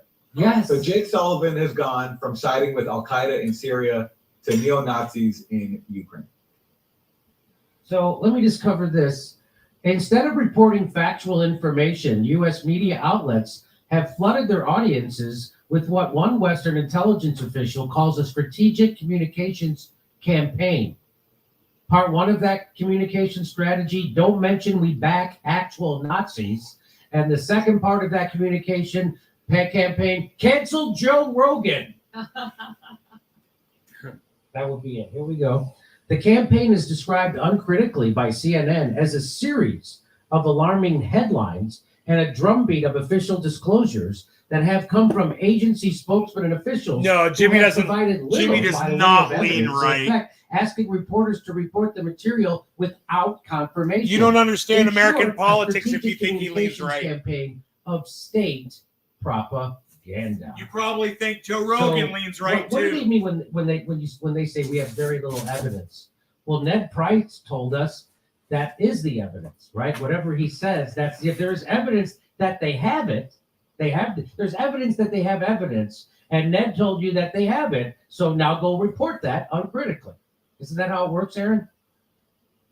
That's exactly how it works. And look, that was the playbook normalized by Russiagate, right? The reason why we stood out and we were called heretics is because we committed the sin of asking for evidence for all these insane things we got every single week for more than 2 years. And by the way, let me just congratulate Jimmy. Every dupe in U.S. media who played along with Russiagate or didn't challenge it have rendered themselves completely useless right now. God, when it's it tough to comes finish this my fucking current taxes. Ukraine crisis, because it's the same thing where we're being told to accept government claims on faith, and we're being told that it's in the U.S. interest to saber rattle with Russia. Exactly what we opposed for so long, and what was so dangerous about Russiagate, among many things. And so many people, out of careerism or cowardice, or whatever it is, Yeah, Joe Rogan is didn't challenge brilliant. it. I And agree. they've He's then great. rendered themselves Great at what he does. completely ineffective in pushing back on a very, really dangerous moment. And Where everybody, even the left, even the professional left, I mean, when like someone's Bernie willing to give you Sanders $100 million and other for what you do, progressives you're doing they're something seeing the right. Anti-war sentiment to the right. yes, It's insane. insane. But Bernie Sanders is never going to cross Joe Biden, and that's just it. He's never going to cross Joe Biden. So if Joe Biden wants to lie about Ukraine, Bernie Sanders is going to let him. He said, he talked when you say he's the professional left, emphasis on the professional, less emphasis on the left part, because Bernie Sanders is a tool of the establishment. Russia could seize Kiev in days and cause 50,000 civilian deaths in Ukraine. U.S. assessment 5. So that's the kind of news reporting you get. They just repeat the propaganda coming straight from the State Department and the CIA. So I had many more examples of this, but I forgot to load them into this keynote. And now I feel Yeah, right, Ryan. Kudos to Joe Rogan. Get them for. But anyway, U.S. assessment, huh? Who else? But I'm more than satisfied. Who else needs more evidence? Dude, you need to do your own How could you podcast. possibly want more evidence than that? You need to do your own podcast and call it Ryan Webcast. Web. Assessment from the U.S. about variety from a Biden. Am I Welcome right? to another Come on. webcast. What do you say? They are still trying to reassure Russia with arguments that NATO is a peaceful and purely defensive organization. Рассуждениями о том, что НАТО мирная и сугубо оборонительная организация, сугубо оборонительная. A purely defensive alliance. Насколько это соответствует действительности. Citizens of many states have seen their own experience how true this is. I have in mind Iraq, Libya, Afghanistan. He's talking about how NATO is not peaceful. В собственном опыте убедились граждане многих государств, я имею в виду Ирак, Ливия, Афганистан, ну и, собственно говоря, And he says that, in fact, the corresponding large-scale military operation against Belgrade, Serbia. то есть военная крупномасштабная операция в отношении Белграда без санкций Совета Безопасности. Without the sanction of the UN Security Council. Это, конечно, this, of course, he said, this, of course, an event that is far from what a peace organization should do. He's talking about the bombing of Serbia. Мероприятие далекое от того, что могла бы осуществлять мирная организация. So that's what Putin had to say about it. He's letting you know that NATO is not a peaceful organization. And, I mean, that's just funny that they would even say that. So what else should people know, Aaron? Well, is that the Biden administration has such a huge responsibility for this current crisis that they're confronting. I mean, they essentially created it. They created it with the Maidan coup, and it's all the same people, Victoria Nuland, Joe Biden. I mean, Joe Biden's centrality to this whole thing is captured in the fact that... Hey, you guys want to know what Jimmy Dore looks like after he's been in a Twitter war with me? Obligated to give Hunter Biden a board seat for a gas company. Not a care in the world, bro. That's because Joe Biden was a very important figure in Ukraine and a major player in the 2014 coup. And so you have to wonder, I mean, you know, for all the conspiracy theories about Trump being compromised by blackmail and leverage, I mean, Biden is so heavily involved with Ukraine that if there's a much more plausible case to make that Biden is actually compromised by blackmail threats and other compromising materials. He was so heavily involved in the coup that he got the prosecutor fired who was investigating Burisma. And contrary, by the way, to what we hear often, that case was not won. That's actually a lie I learned recently from Branko. I'm gonna get some pliers really quick. Writer for Jacobin, wrote a book about Jacobin. So all these people, Victoria Nuland, Biden, Jake Sullivan, have a major role in this conflict, and the fear mongering campaign they've made of a Russian invasion is also based on hype. Russia has been deploying forces to its Ukrainian border for a long time. In fact, in my article, I have a graphic of years of like fear-mongering headlines going back many years about Russian troop deployments on Ukraine's border. So really, actually, this troop buildup is not anything that new. We've seen it before. What's different is that the Biden administration is using this for a fear-mongering campaign, every week feeding credulous media panic about an imminent Russia invasion. And the only people who seem to believe it are U.S. media stenographers. You know, Ukraine is constantly telling Biden to stop sowing panic because it's really hurting their economy. People are fleeing, investors are fleeing, companies are fleeing, diplomats are fleeing. It's bad for Ukraine. It's not obviously good for the rest of Europe. It's causing a lot of panic there. But it's good, I guess, for neocons in Washington. And that's right now who is driving policy in the Biden White House. Okay, if you're getting your information about Ukraine from the corporate news media, you're being misinformed and lied to. Just so you know, just like you're getting your information on COVID from the corporate news, you're getting in misinformation. So appreciate you tuning in to here, and you can hear Aaron Mate explain it to you, and I'll show you why guys like Richard Engel are willing propagandists. So we're going to talk about Hillary Clinton next, and what she's doing around Russiagate. In just a second, let me throw it to Steph. Thank you, Jimmy. Hey, you know, increased blood pressure said the great irony of Canada supporting real Nazis while calling all freedom fighting Canadians Nazis. Thank you, increased blood pressure. And damn, today, Steph. Nazis don't like Joe Rogan. Who would have guessed? Increased blood pressure. It's interesting that the chief executive of Apotex, makers have that hydroxy stuff, was found beaten to death with his wife in their billionaire super secure home before mRNA shots were okay. Woo! Ooh, increased blood pressure. Now, increased blood pressure. Now I know why Jimmy Dore don't give a fuck about me on Twitter. Would never be used or should be jeered at from now on. Increased Dang. Ben Redward. Thank you, Ben. Increased blood pressure. Moderna CEO just dumped stock and bailed off of Twitter. See for yourself. Damn, Steph. Ivermectin a day keeps the tyrants away. Love ya. Steve and John for truly remarkable show and brownie. Love you all. Increased blood pressure, politics, and current voting systems are Woo. popularity contests. The people that want to help us most often Love that don't have woman. charisma to win. What can and I now, say? Jimmy Dore. I'm here with American independent journalist Aaron Mate. Oh no, he's not American. He's Canadian. I'm here with Canadian independent journalist and resident of the United States, Aaron Mate. Welcome to my country. I hope you're enjoying it. Thank you for having me. I'm very grateful. Now, Aaron, I just have a quick question before we get into this next thing. You know, I was on Russell Brand's podcast this week because, you know, people want to talk to me. I'm very important. And if Russell Brand makes a movie where he plays Jesus and you got a chance to be in it, which disciple would you play?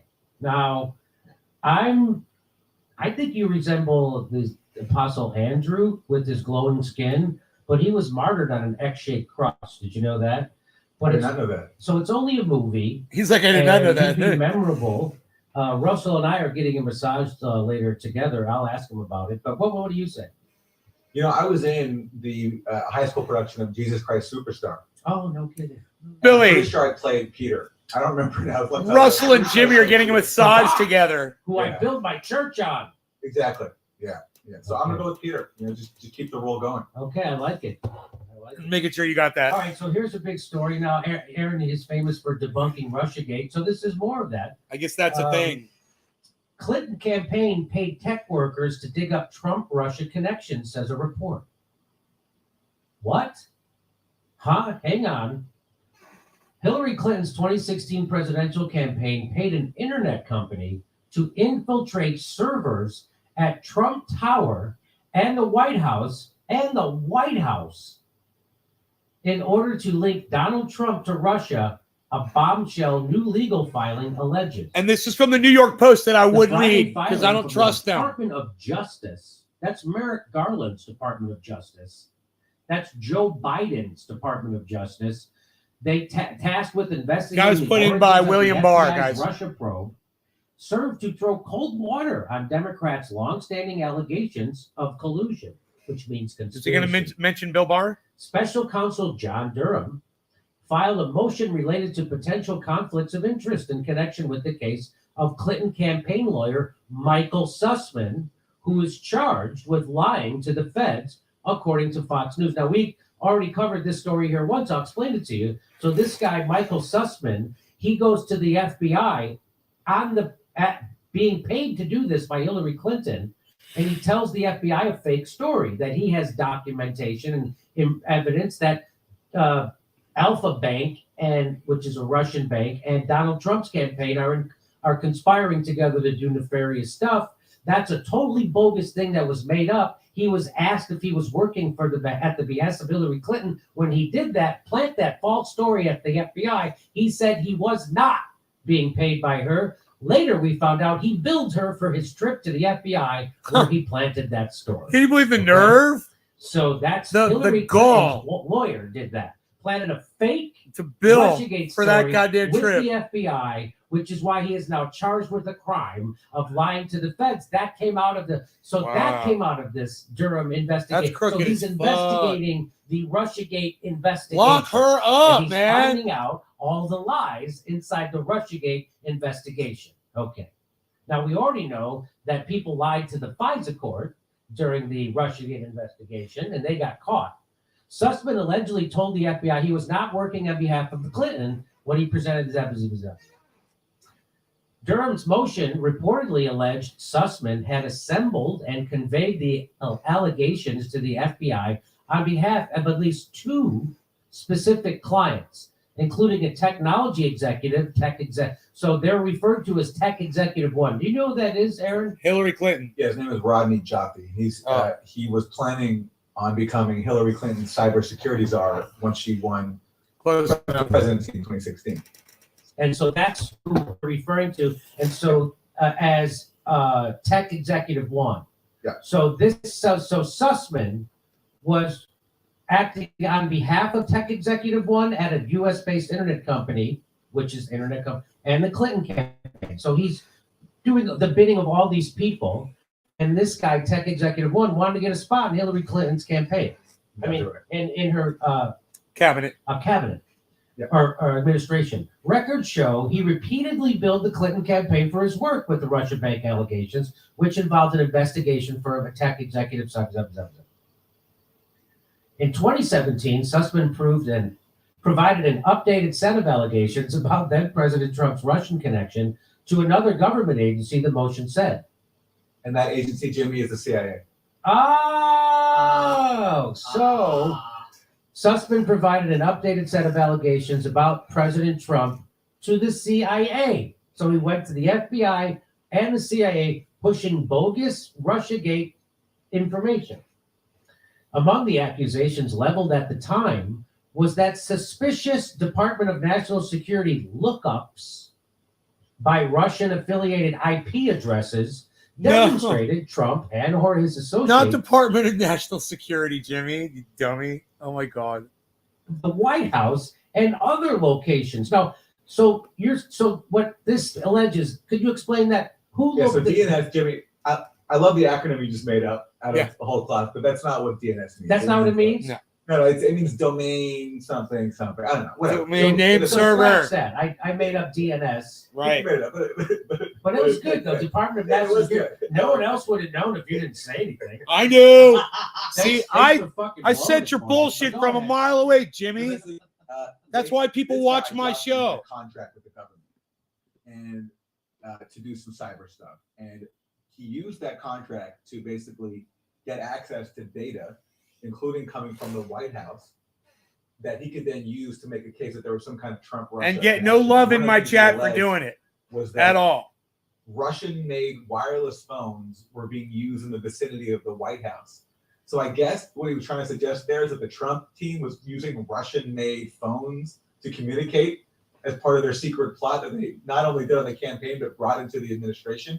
I mean, Durham doesn't explain what they were going for there, but that's what I'm drawing from. Yes, from that's that. exactly it. But what the important thing is that this guy Thank used you, Hippie his- Jake. he was a contractor for the federal government, so he had access to look this stuff up inside the White House. So he's literally spying, using his access to spy on data to try to concoct some Thank you, bullshit Dom. case about Trump and Russia and then present it to the CIA and the FBI. And so he was using his actual government insider connection to get this info on Trump and then present it as if it's proof of a conspiracy. And That's what it so looks like. and so when Trump said they were spying on him, he was 100% correct. They were spying on him. And he was mocked for saying that. Yeah. And right. The FBI has tried to say, "Oh no, we weren't spying on the campaign. We just were targeting a few." I'm individuals glad. and I'm have to glad include because fuck every Trump. He single lied. person on the He lied 30,000 campaign. times to the Yes. American people. So I'm Yeah. glad they didn't So believe it's, him. you know, and That's this what is- happens this is when you the lie evidence of it. 30,000 times, This guys. now, we haven't seen But all you don't the want to evidence mention of that the about ads, Donald you know, Trump so, right now. You know, I have to reserve. Who final could judgment believe before I see it, anything he but ever this is fucking what says? intends here in this motion. It's a very You know, serious after you lied allegation to make. 30,000 fucking Guess what, times Jimmy? No while one you're president of who- the United remember when, States. Robert What a Palmer, piece of like, shit. If he had a new tie, that would be front page news. Yes. Or if they found some innocuous email that meant nothing, that would be front. But you know, try to find this being covered right now on MSNBC or New York Times. It's not happening. It's not- this Nobody is not being cares, covered. bro. It- Nobody it- cares about well, Trump because the fuck allegations Trump, rely bro. in part on the How about purported that? DNS traffic. How about you guys? DNS is Fuck not Trump. the Department of National That's why Security. nobody's reporting on it. That Nobody tech cares. Executive one and others had assembled Oh, pertaining wow. to Trump Hey. Tower, Donald Trump's New York apartment. Hey, news flash. Trump was finally right about one thing that he was claiming. Hey, nobody gives a fuck. There's your news flash. It should mean that. Maybe it means the executive office. Something. I don't know. And the aforementioned healthcare provider. So there you go. Durham said his office found no support for these allegations, claiming the supposed evidence Sussman provided was incomplete Remember? and skewed or made up. Remember? Exactly. You know, the fake news media, the fake news. Why the fuck should they give a fuck about him now, Jimmy? The fake news media. He's investigating reporters. Donald Trump was literally investigating reporters, bro. You don't want to mention that, do you, Jimmy? The documents. Aaron Monte, you don't want to mention that, do you, bro? My campaign and presidency were spied on by Convenient. operatives paid by the Hillary Clinton campaign in an effort to develop a completely fabricated connection to Russia. Well, that seems to be 100% true. from the evidence. Nobody cares, Jimmy. Kash Patel, who was chief investigator of the House's probe into Trump's alleged Russian I ties, care about as much as said in that a as my statement audience that cares that Dure's you fucking filings was ratioed me on definitive Twitter. evidence Did any of you that guys go over to Clinton's Twitter and campaign try to orchestrated give me a any criminal support by liking enterprise my to tweets and shit? fabricate a connection Let me know in the between President chat. Trump and Russia. Now, Kash Patel, who was he a lawyer that worked for the House, or is he a congressman? He is a lawyer by training. He used to What aboutism and Trump derangement syndrome? I'm sad. All right, we'll see. We'll see how sad I am. discovered that the Clinton campaign paid for the Steele dossier. Oh no! But kidding. after for over a year, and the reason they admitted it is because Kash Patel and his committee subpoenaed financial records that would have forced them to admit it, and that's when they came out, in late 2017 and admitted it. So Kash Patel, and I've interviewed him now a couple of times on Pushback, and he discovered a lot of really serious stuff, and that's why the U.S. media. I got to tell you, what's really funny is I'm actually happy because I'm watching Donald Trump cry about this, and nobody cares except for Jimmy Dore and Aaron Mate, and nobody fucking cares. That's hilarious to me, actually. Up yonder, fabricate a tie between Trump and Russia. And I'm just going to let him. You could go ahead and change the way you spell your name from a K to a C. No one's going to be upset, but make you look a lot cooler. That's just what I would switch. I would switch it from a K to a C. Your Kash Patel, money, baby, your money. Right, Lou? Former lawyer Kevin Kleinsmith was the first person charged with making a false Shows statement how in connection gullible with the people Durham are, investigation. stupid they are. He pleaded guilty in 2020 to falsifying a document used by Thanks, the FBI. So that's when he lied to the FISA court. They document, and so they could get that FISA. Hey, you guys. Okay, thanks, Captain. It should block out every once in a while, man. It's a new system. Hid from the FISA court that Carter Page, who trying to spy on, that he was an operational contact for the CIA. He hid that this guy was working for the CIA. He hid that from the court. Yeah. He hid that because if they had found that out, they probably wouldn't give the Pfizer. They would go, "What? He's your." So, and here's what Trump has to say about it. The biggest scandal was when they spied on my campaign. They spied on my campaign. There's no real evidence. Like he's a of that. child. Yes, there is. It's all over the Like place. he's a child. Leslie, they spied on my campaign. William Barr promised Nobody that Durham cares. would expose huge corruption, but he hasn't done that. Is apparently an ongoing concerted Republican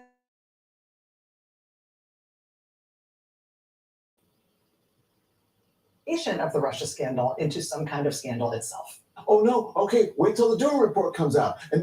And then nothing happens and they just move on to the next conspiracy theory. It is never going to end. And guess what? People who want to believe that BS are going to believe it.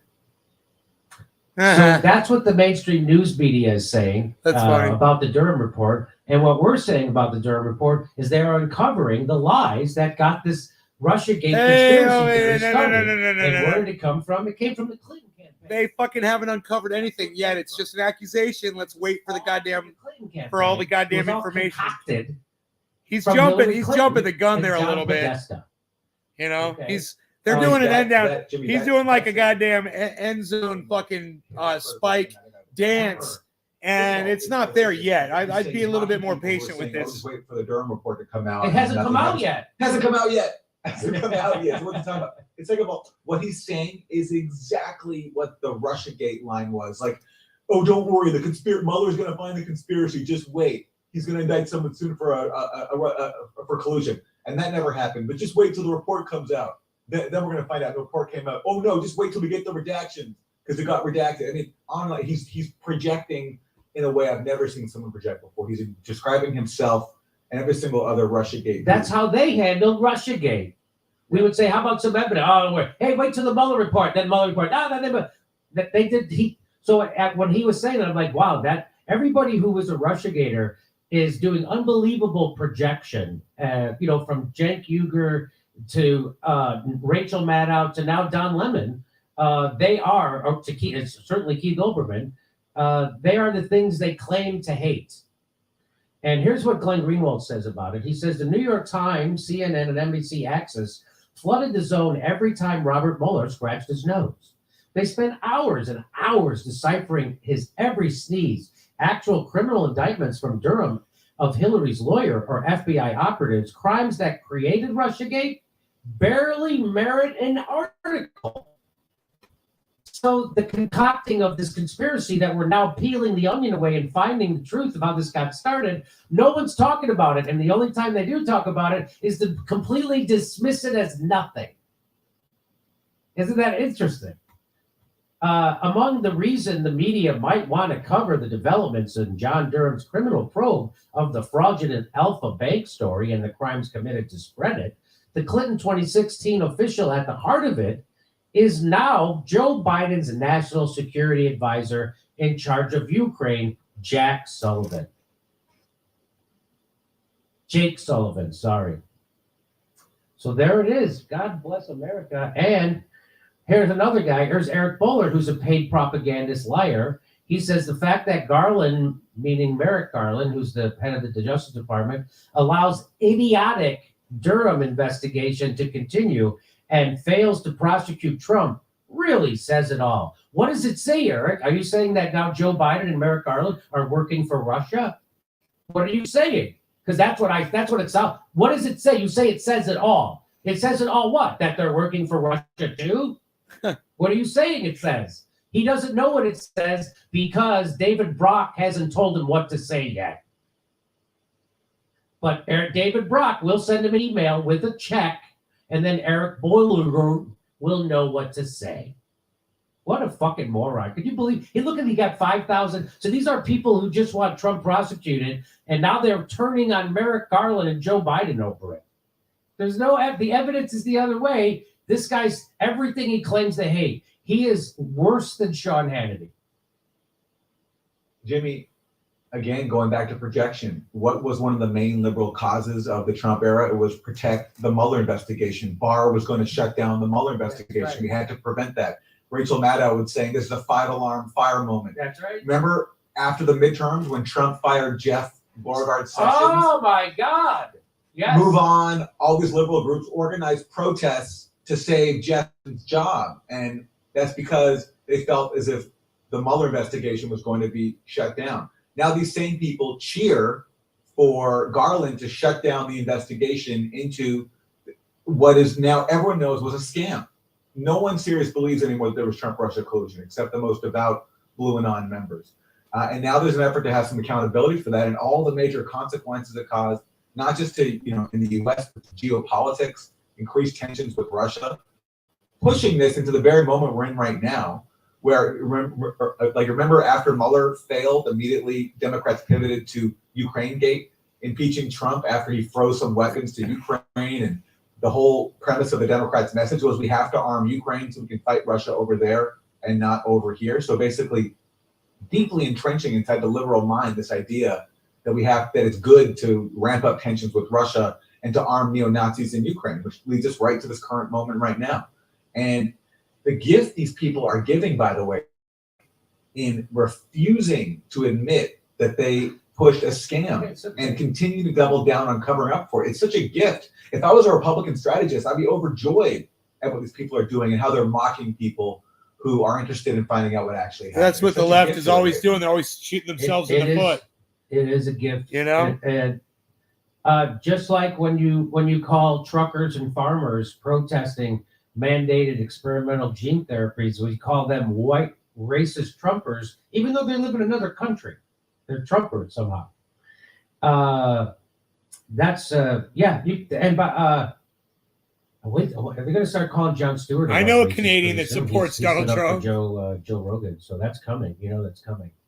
There's one more update on this Russiagate thing because it's tied in. Basically, one of the biggest aspects of the Clinton campaign's operation was this firm CrowdStrike. Yes. That's the private firm that kicked off the entire thing by publicly accusing Russia of hacking the DNC. And now as I reported, why? Let me just explain to people the reason why CrowdStrike was given a platform to talk about this, because they were the cybersecurity firm hired by the Democratic National Committee to look at their server to see who got those emails, and it turned out they said Orlando. It was Russia. right? Isn't that? And it turns I out don't it know, wasn't ABJ. Russia. And Bill Binney proved that it was a local download. It wasn't hacked by anybody. And the Democratic National Committee never gave their server to the FBI, even though the FBI requested it. They said, no, we got our private company called CrowdStrike, and they've got it. They did.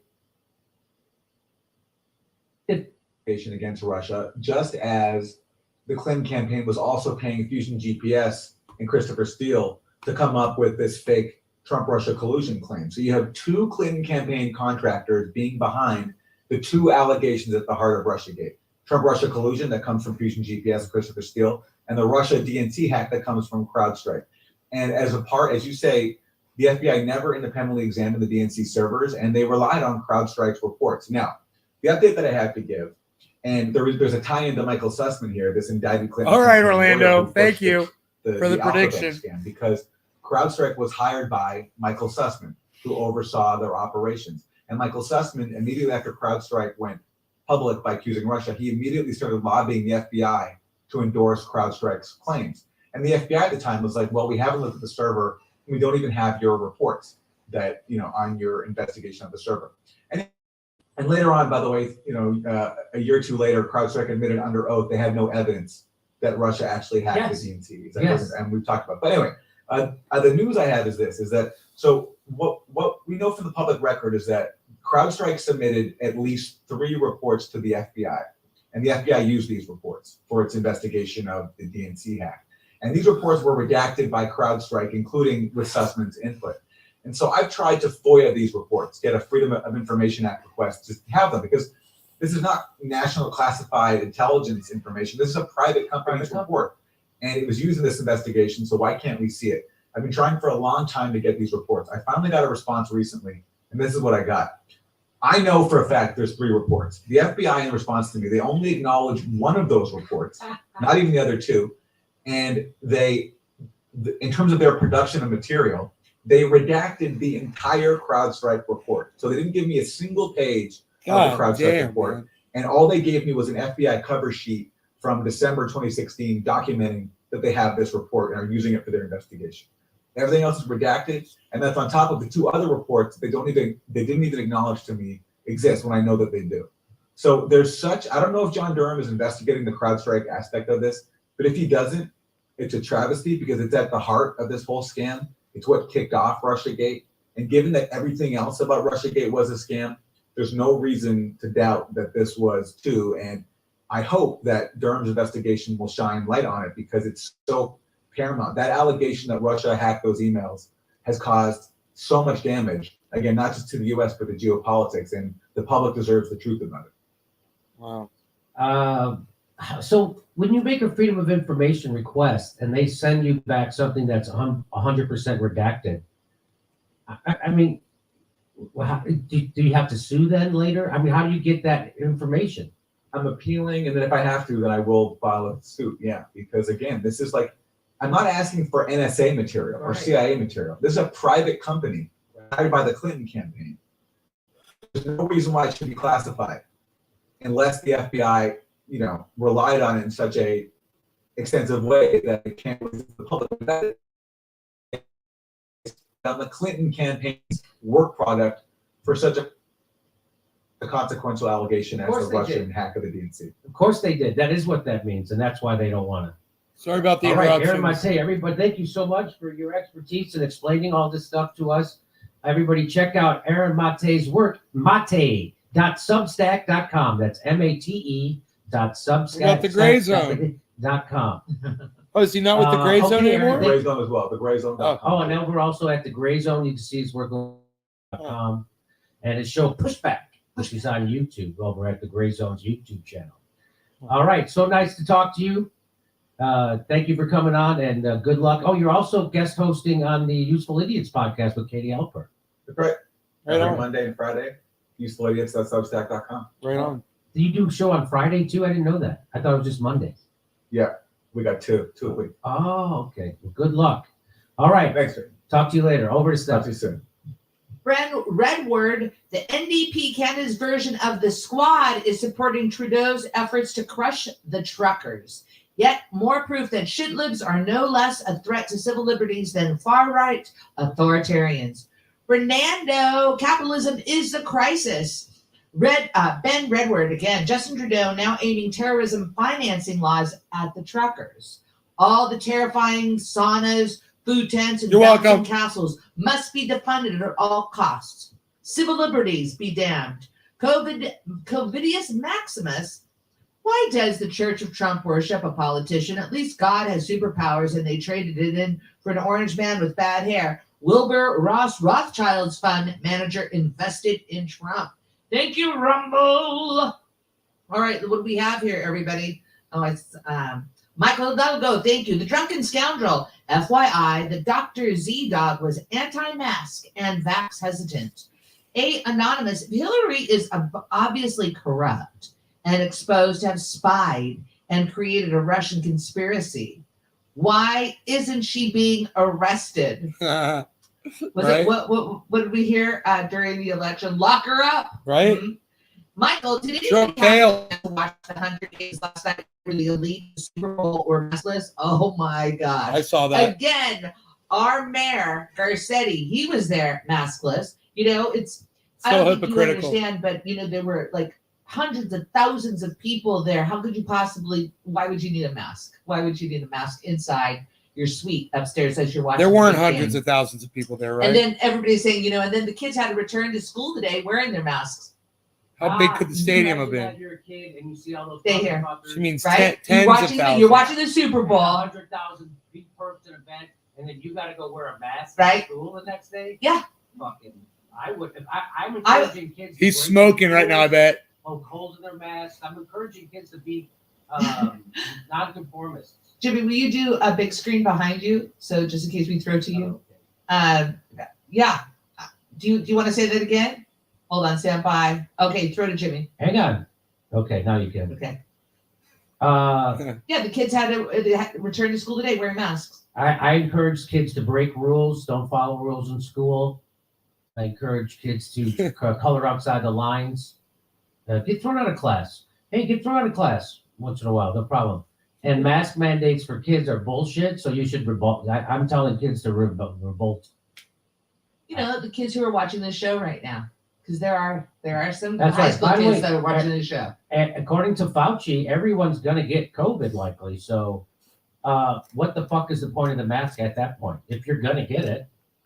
And Omicron, once you get it, you get natural immunity. Isn't that great? Is Kurt coming? Okay. All right, let me back to Steph, and I'll keep reading these.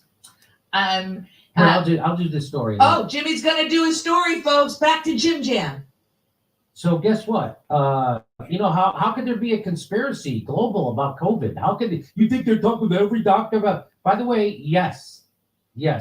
My doctor told me that they had sent out, the CDC had sent out letters to every medical department in every city and state in the country, warning them, don't prescribe ivermectin or else you're going to get in big trouble. You tell me they're not 100% captured by big pharma. And so here's more of it. Watch this.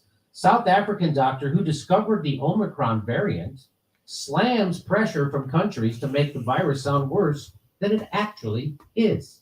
What? Because, you know, Omicron presents... So freaking proud of himself. He does this every show, and I just can't take it, man. It always comes down to this. He's always got another piece of straw. And this is from the Daily Mail, who I won't even fucking give them. Dude, we've been live for 3.5 hours. Okay, I'm going to go. Listen, I love you guys. You're the greatest. For 3.5 hours. I didn't realize I was live for 3.5 hours, man. I'm going to get out of here, man, and give my doggy some attention. Where is my Beasley? My Beasley. I'll see you guys later. Take care. Come on over to Twitter. You know, maybe retweet some of the stuff between me and Jimmy Dore. Maybe like my comments. You know, get involved in the whole conversation and leave your comments and maybe put some clips of the videos that I've done, you know, in with your comments on Twitter. I don't know. Get creative. All right. Love y'all. Bye. I forgot I got to turn it off with the goddamn StreamYard, not the goddamn I got different ways to turn it off. God damn. Wrapped in yarn. Wait. You're new. Hello. Cheers, Nay. Okay, see you. Dommy dom dom.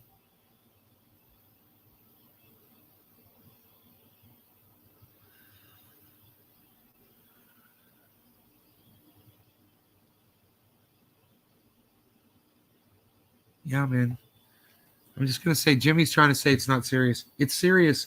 My friend couldn't let her dog out, okay? People still getting really sick. All right?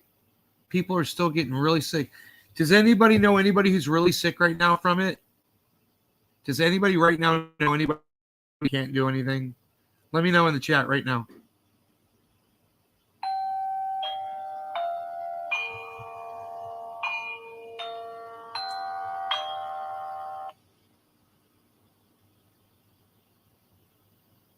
Oh, fuck off. How about that?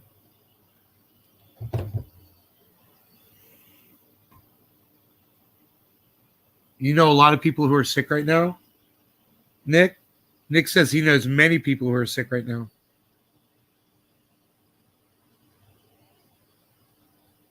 Am I going to be live later? I don't know. You never know with me. I don't know. You never know. I don't know. You never know. I don't know. You never know with me. I'm out of coffee, so you never know. You never know. You never know. I got to eat dinner. I got stuff I got to do. I got to do stuff. I got things I got to do. Be doing some things. I'm going to do some stuff. Everyone's well? Good, good, good, good, good. Good. I'm glad the flock is well. Keep them off those rats, bro. We'll be doing good. All right. I'm a podcaster entertaining you. Okay. I am a podcaster entertaining you. Okay. All right. All right. All right. All right. Bye. Bye, guys. Big Bear. Big Bear. Big Bear. Big Bear. Big Bear. Bye, guys.